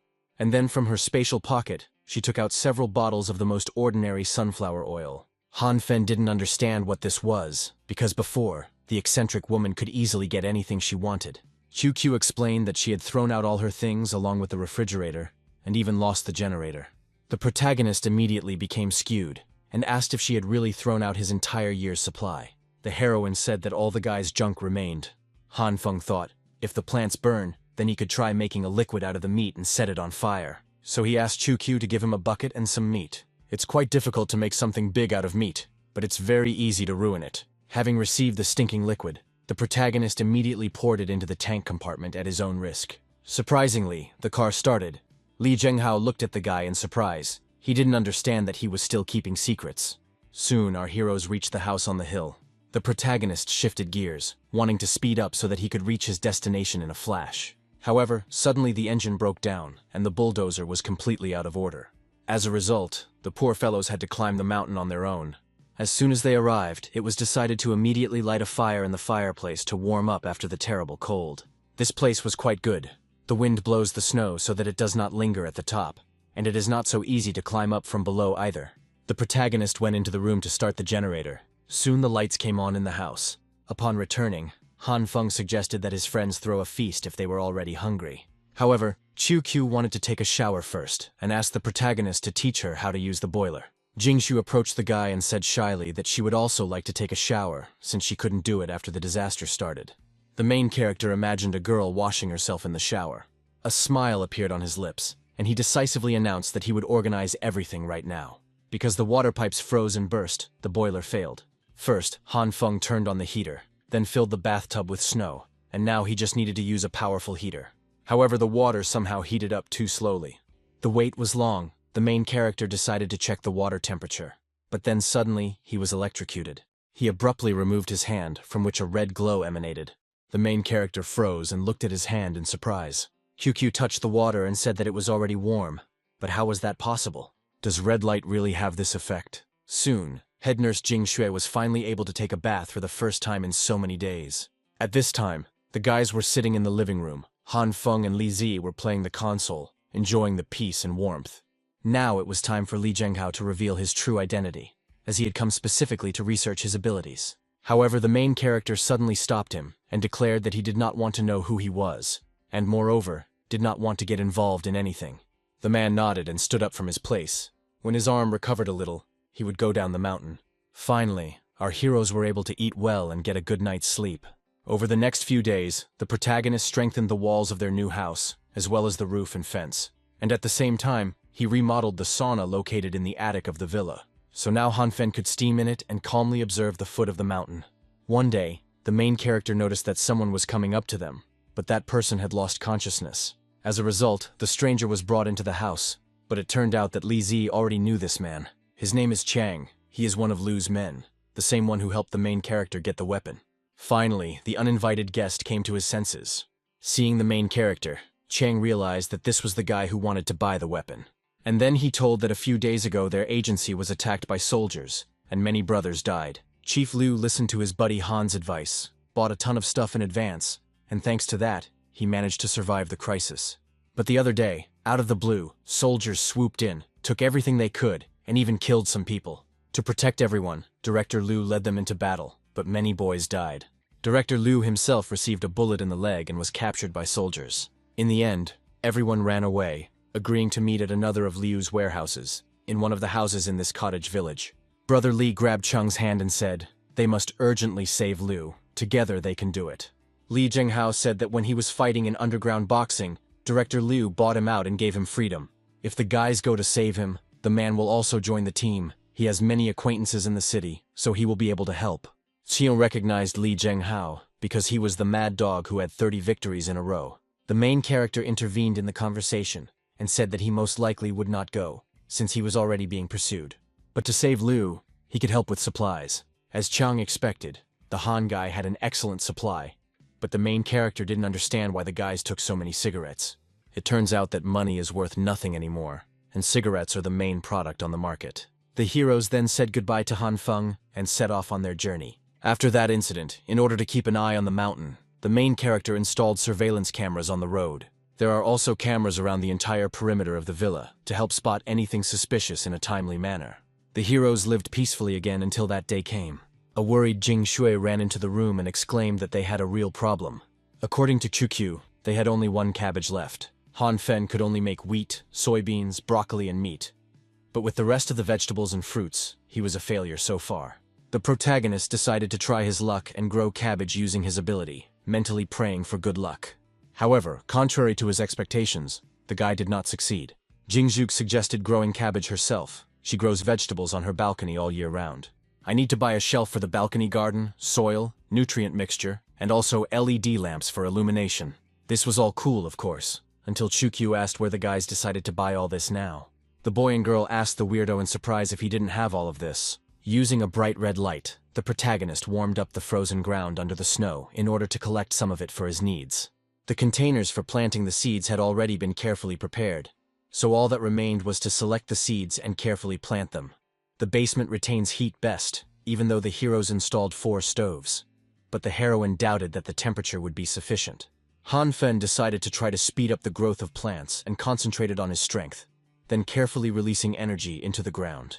As a result, his attempt was crowned with unexpected success, and he felt a surge of strength. Then the main character tested the green light on different vegetable seeds. Although there were some setbacks, by constantly adding new seeds, the guy was eventually able to grow dozens of seedlings, which gave him hope. But after a few days, all the sprouts froze, and this was a real blow to their plans. There's little point in not improving the house's insulation, but in this house, it was the basement that retained heat best. The deeper a person is underground, the higher the temperature, so Han Feng suggested digging an even deeper basement. But first, the guy decided to study how this light affects stones. If nothing works, then they will dig by hand. Han Feng has long known that green light, like red, has no effect on stones, while purple softens them. Soft stones resemble dirt, but are still closer in condition to regular stones, which makes the process of their destruction easier. Therefore, the hero tried to combine 3 beams of light, changing the speed of energy emission. But it was all in vain. His failures resulted in plants turning into a black solid and meat into a black sticky liquid. A few days later, after countless failures, a miracle happened. Han Feng didn't expect that if the intensity of the red light exceeded a certain threshold, it would be able to shatter the stone. The hero decided to release the red light at full power and expand the destruction zone as much as possible to achieve his goal. As a result, the floor under his hands began to break and crack. 7 days later, at a depth of more than 10 meters, our heroes dug a basement with an area of more than 20 square meters. Then they improved it a bit, and then it became a greenhouse for vegetables, where they could grow their own produce. Now the main character began to think only about how to quickly grow vegetables and provide himself with food for the future. One day he decided to try to direct the flow of energy to germinate seeds and test his theories in practice. As expected, everything is bullshit. The mastered rhythms almost never work the way he initially hoped. The vegetables that the guy directly exposed to light died in the process, while those he didn't touch grew significantly. Perhaps the plants need very weak green light to grow, which will stimulate their development without harm. Han Feng's suspicions were confirmed. If the light was exposed for more than 30 minutes, the vegetables would stop growing and begin to wither. Since you can't grow everything at once, you'll have to treat them with light every day until you achieve the desired results. 5 days passed, and finally the main character managed to grow a large cabbage, which was a real achievement. After 2 weeks of work, our heroes were finally able to eat fresh vegetables. The main character felt sorry that Li Zi wasn't around right now. He would have definitely gobbled up a whole bowl of vegetables in one sitting. They left the mountain more than 2 weeks ago. The boys were probably already out of biscuits. Han Feng hoped that they were safe. Suddenly something exploded in the distance. This was already the 6th day in a row. But no matter what was happening outside, Han Fen believed that it did not concern them.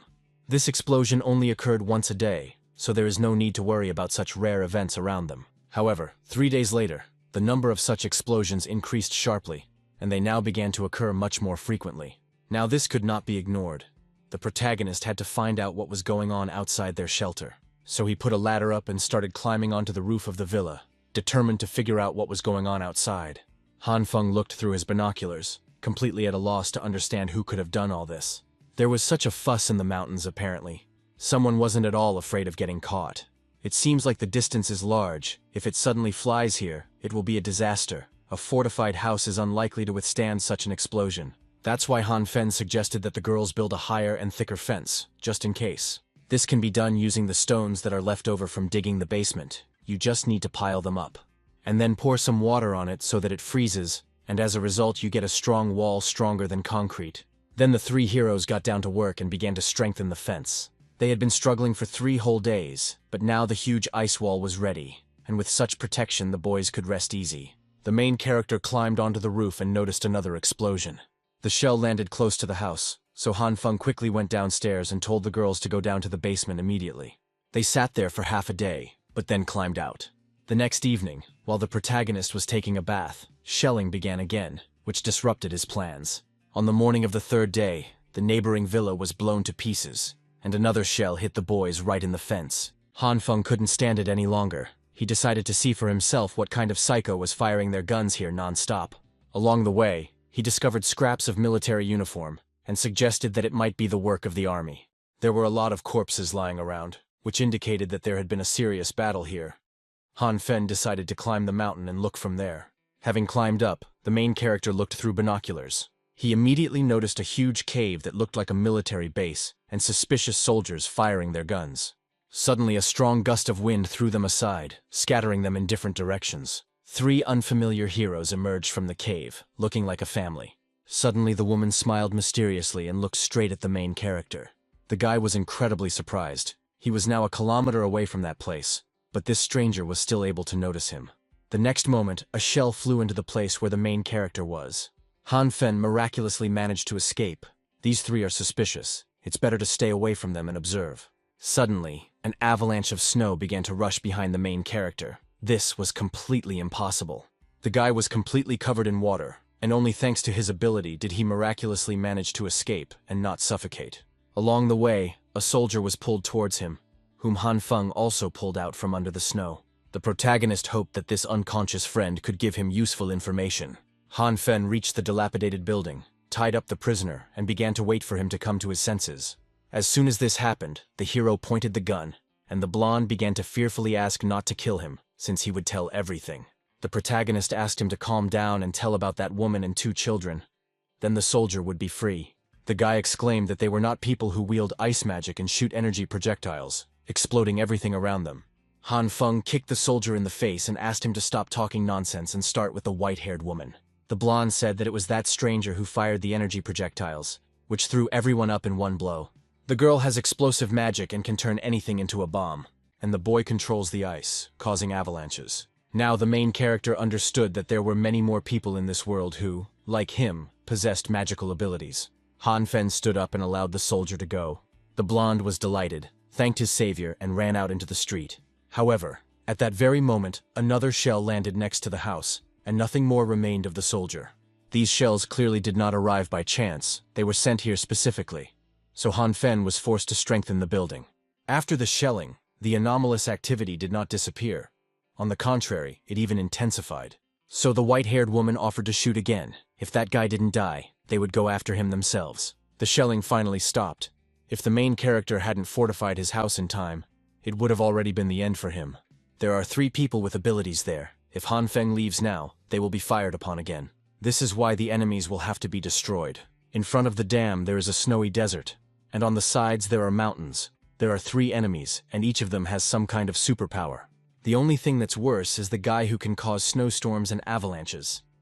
If he starts an avalanche from afar, it will cover everything with snow. Han Feng wasn't a sniper, so he was sure that at a long distance he would definitely miss. You could try setting traps in their path, but one of the enemies controlled the snow, which meant it was useless. You can also lure them downstream and open the floodgates, so the enemies will have nowhere to go. The protagonist heard that the ice in the Arctic is more than 2 meters thick, and that underneath it the water should be higher than the locks. Meanwhile, the heroes were rapidly approaching Han Feng's current location. The white-haired woman asked Yuanyi to start first, and then Zishi should follow suit once the boy ran. The main character spotted the enemies and started taking aim. A shot rang out and the bullet flew quickly towards its target. However, the white-haired woman, thanks to her ability, was able to save herself. The bullet ricocheted. Meanwhile, Han Feng climbed onto the roof. It was time to work hard to find exquisite curse words. He hoped that his masterpieces of obscene art would please them enough. Hearing the dirty insults directed at her, the white-haired woman picked up a bazooka and asked if anyone knew what he hated the most. What offended her most was that she was a slut and her whole family was the same. The heroes noticed that the guy was running away, so they immediately followed him. The white-haired woman was filled with anger. She was determined to kill this ill-mannered guy. Unsuspecting, the heroes followed the parachute, which was actually a decoy. The main character was sitting on the wall. As soon as the enemies came down, he used purple light. Now this is definitely the end for these guys. As soon as the rocks softened, the dam burst and all the water immediately began to flow. She quickly caught up with the three heroes. The woman grabbed the children by the hands and surrounded herself and them with an energy shield. And then the stream of water completely covered them. The main character's view was blocked by mountains, so the young man could not see what was happening below. Even if those guys don't get flooded, they'll definitely freeze to death. Now we can calmly return to the cave and destroy the cannons. Soon, a calm life will finally return. The protagonist quickly reached the tunnel and began to destroy the weapons one by one with the help of purple light. Only Han Feng decided not to touch the shells. If they softened, they could explode, and the hero did not want that to happen. As soon as the guy entered the tunnel itself, he stopped abruptly and his eyes widened. There were a huge number of mortars around. If the enemies used them, he would have a hard time.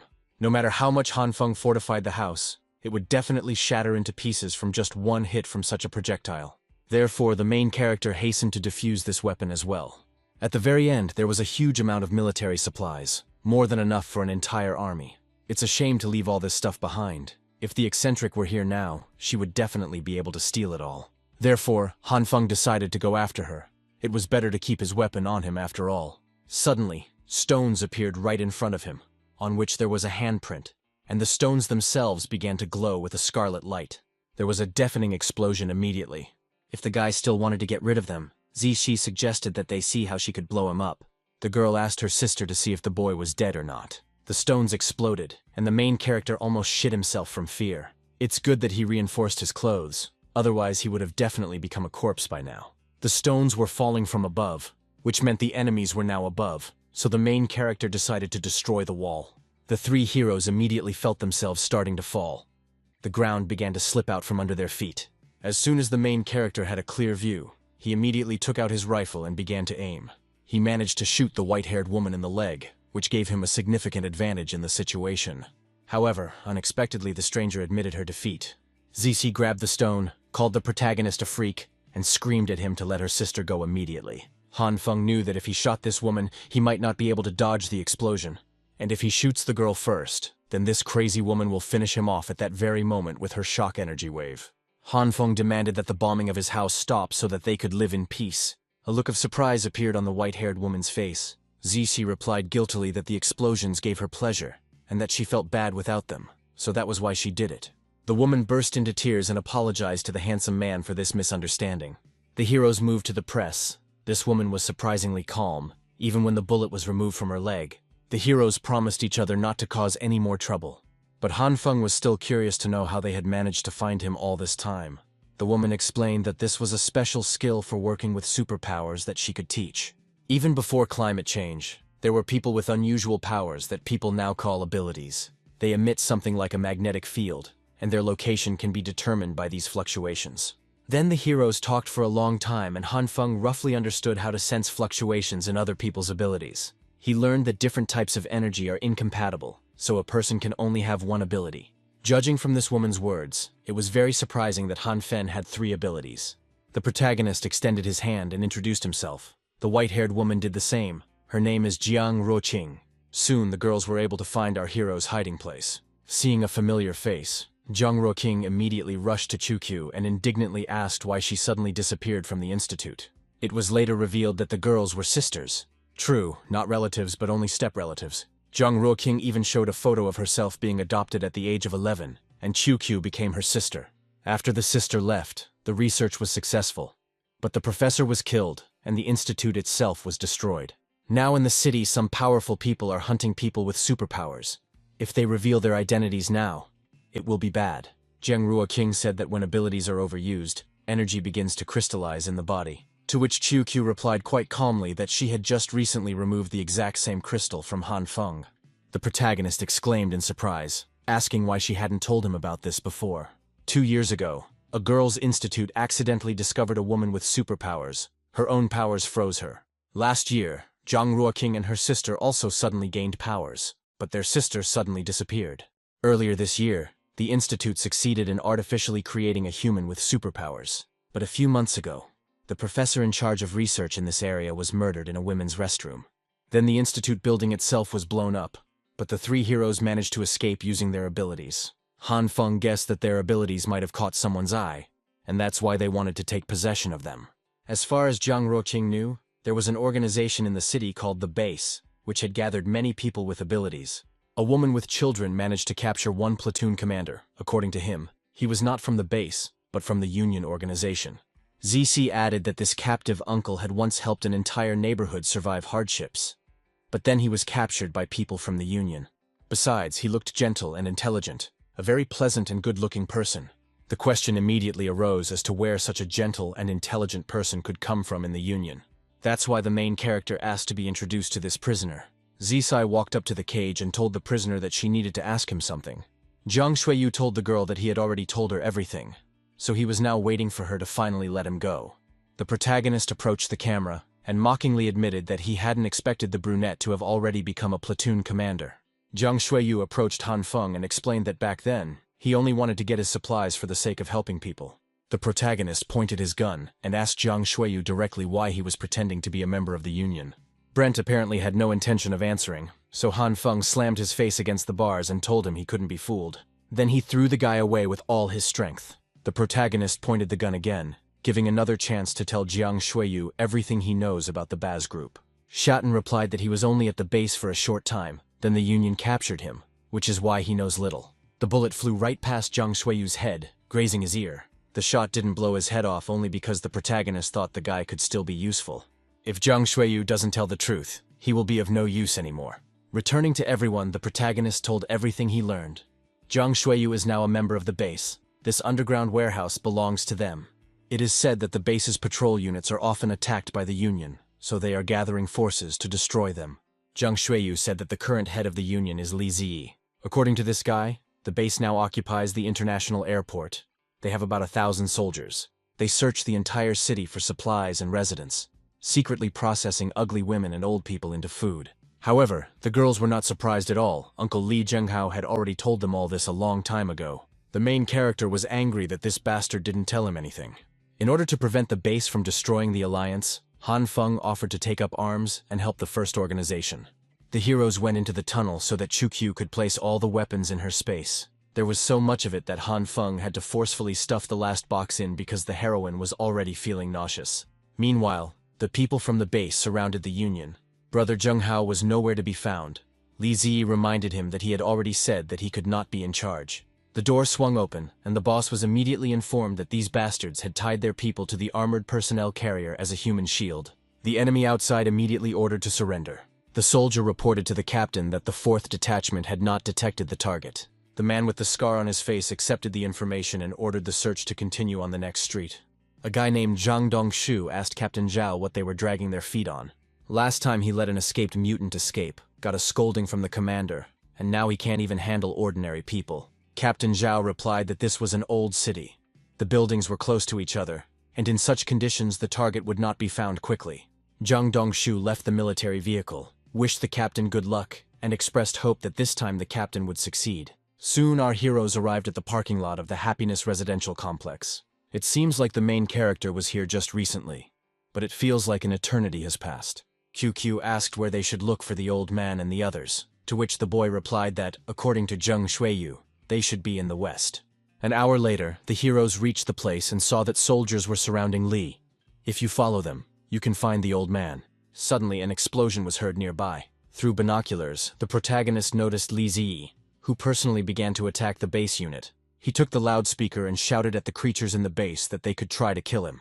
The man with the scar on his face ordered that these people be killed immediately. No prisoners were to be taken. But suddenly grants began to rain down from the sky, which completely disrupted Captain Zhao's plans. The protagonist laughed merrily and joyfully exclaimed that he finally met the losers again. The bombs began to explode one after another, scattering the bodies of soldiers in different directions. Captain Zhao cursed foully. This mutant clearly wanted to distract them in order to save the alliance, which meant he needed to be caught. The man took the loudspeaker and shouted that if Han Feng defected to their side, he could become the deputy commander. The car began to catch up with a small snow avalanche, not even realizing that there was a child there instead of the main character.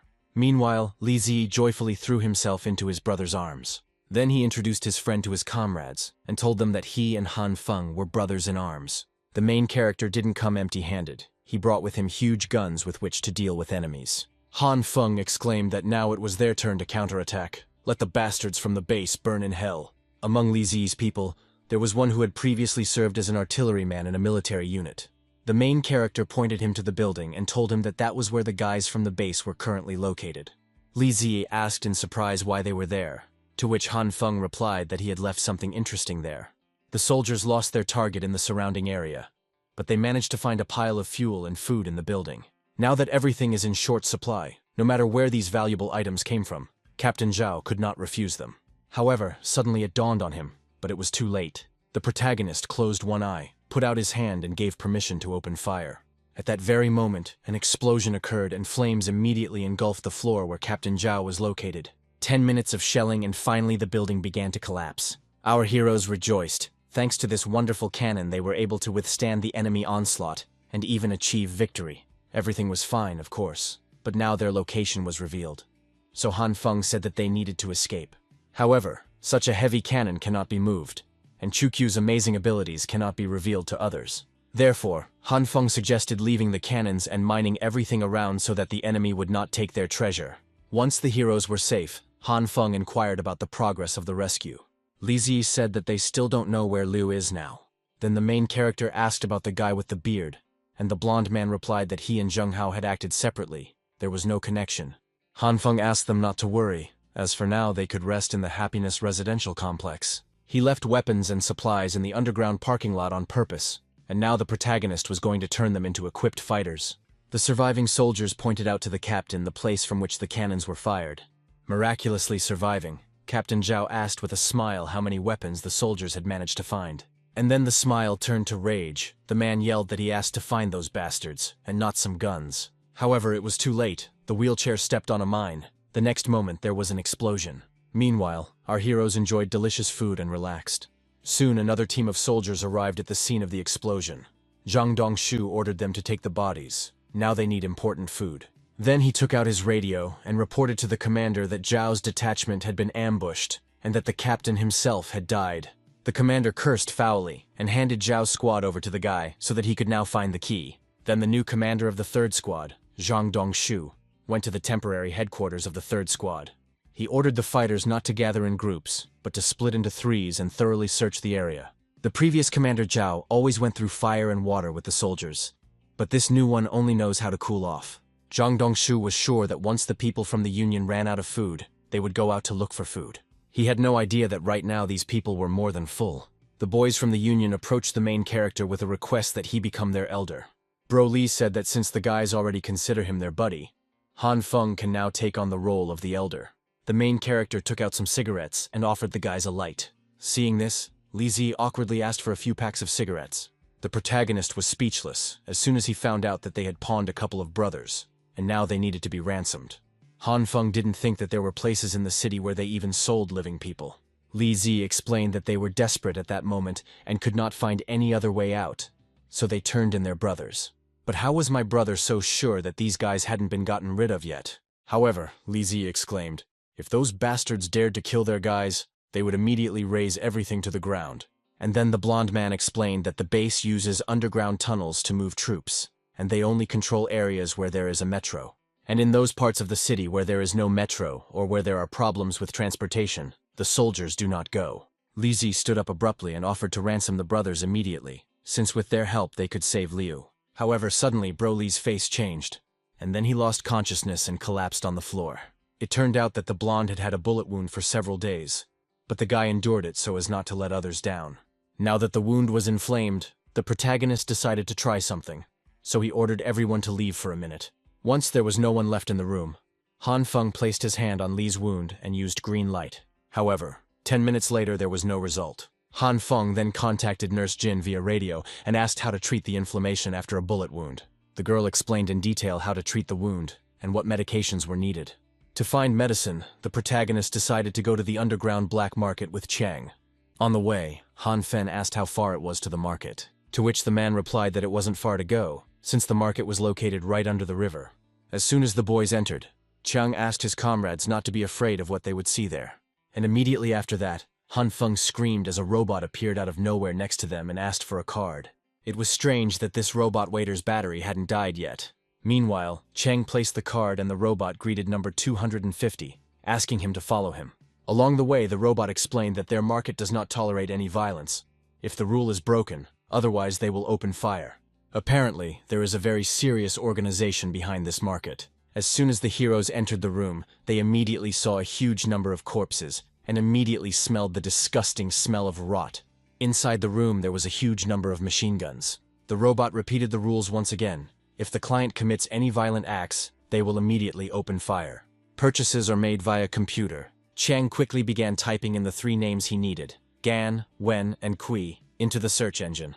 Then the main character began to choose all the necessary medications that the head nurse advised him to buy. The order was formed. The heroes had to pay for 17 packs of cigarettes. Han Feng only had 6 packs, so he topped up the rest with 3 tomatoes and 1 banana, and the payment went through. The robot asked the guests to wait a little. The goods will be delivered soon. A couple of minutes later, he returned with all the medicines. And along with him came 3 captives. Chiang immediately impulsively hugged his comrades, glad that everything was okay with them. Leaving this place, the main character decided that he would come here more often. Upon returning, the heroes immediately treated the wounds and provided the necessary assistance to Li Ziyi. The next day, the blonde came to his senses.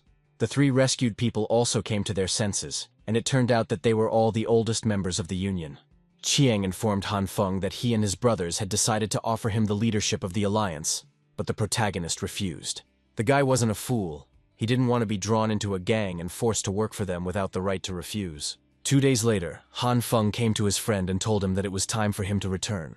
Li Ziyi began to beg his little brother to stay a little longer, since he still hadn't thanked him for saving him. The protagonist gave his friend a walkie-talkie and promised to send him a batch of supplies every month. Thanks to the supplies of the protagonist, Li was elected head of the Union, but that's a completely different story. Now Han Fen and his comrades could return to their villa. On the way home, the boy promised his brother a warm welcome since he had worked so hard these days. Hearing that the guy had a console and a bathtub, Yuan Yi's face changed from indifferent to interested. However, after soberly assessing the situation, the boy decided that it would be best for him to return to the cave. But as soon as the main character entered his villa, he saw that it was completely frozen from the inside. Moreover, due to the lack of heat, the entire garden also died.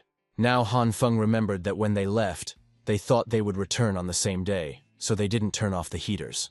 As a result, they worked for several days without stopping, overheated and failed.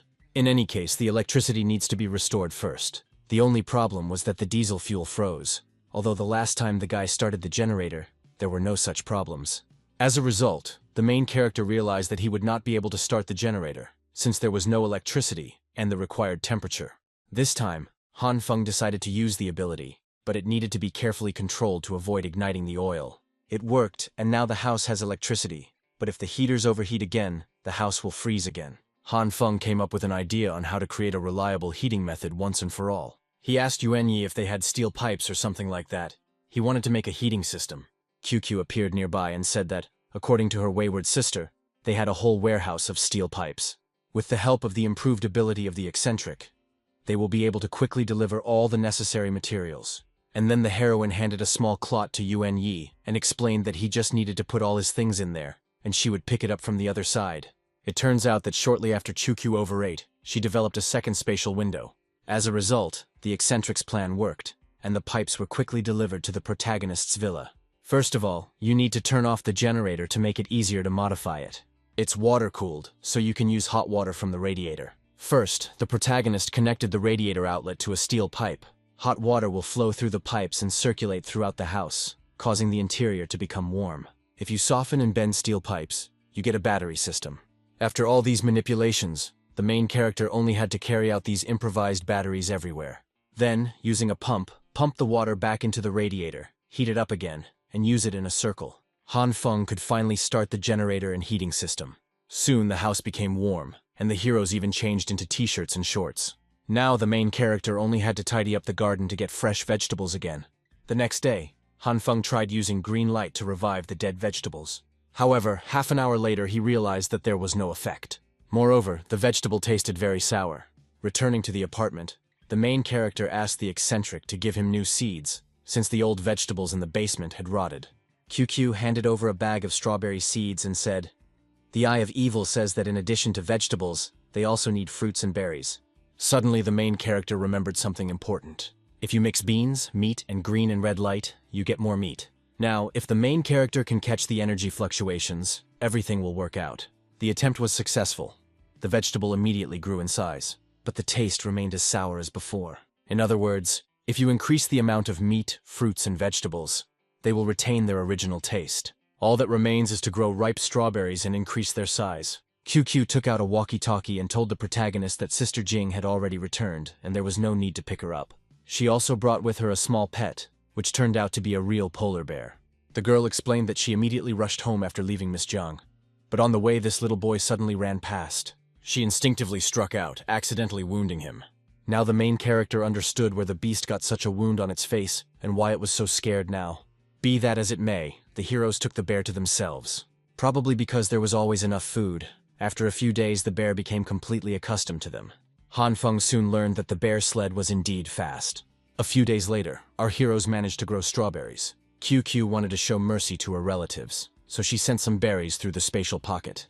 Jiang Ruoqing asked her sister in surprise if it was really a strawberry.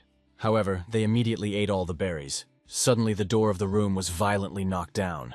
A familiar fat man appeared on the threshold, having finally managed to reach the right place.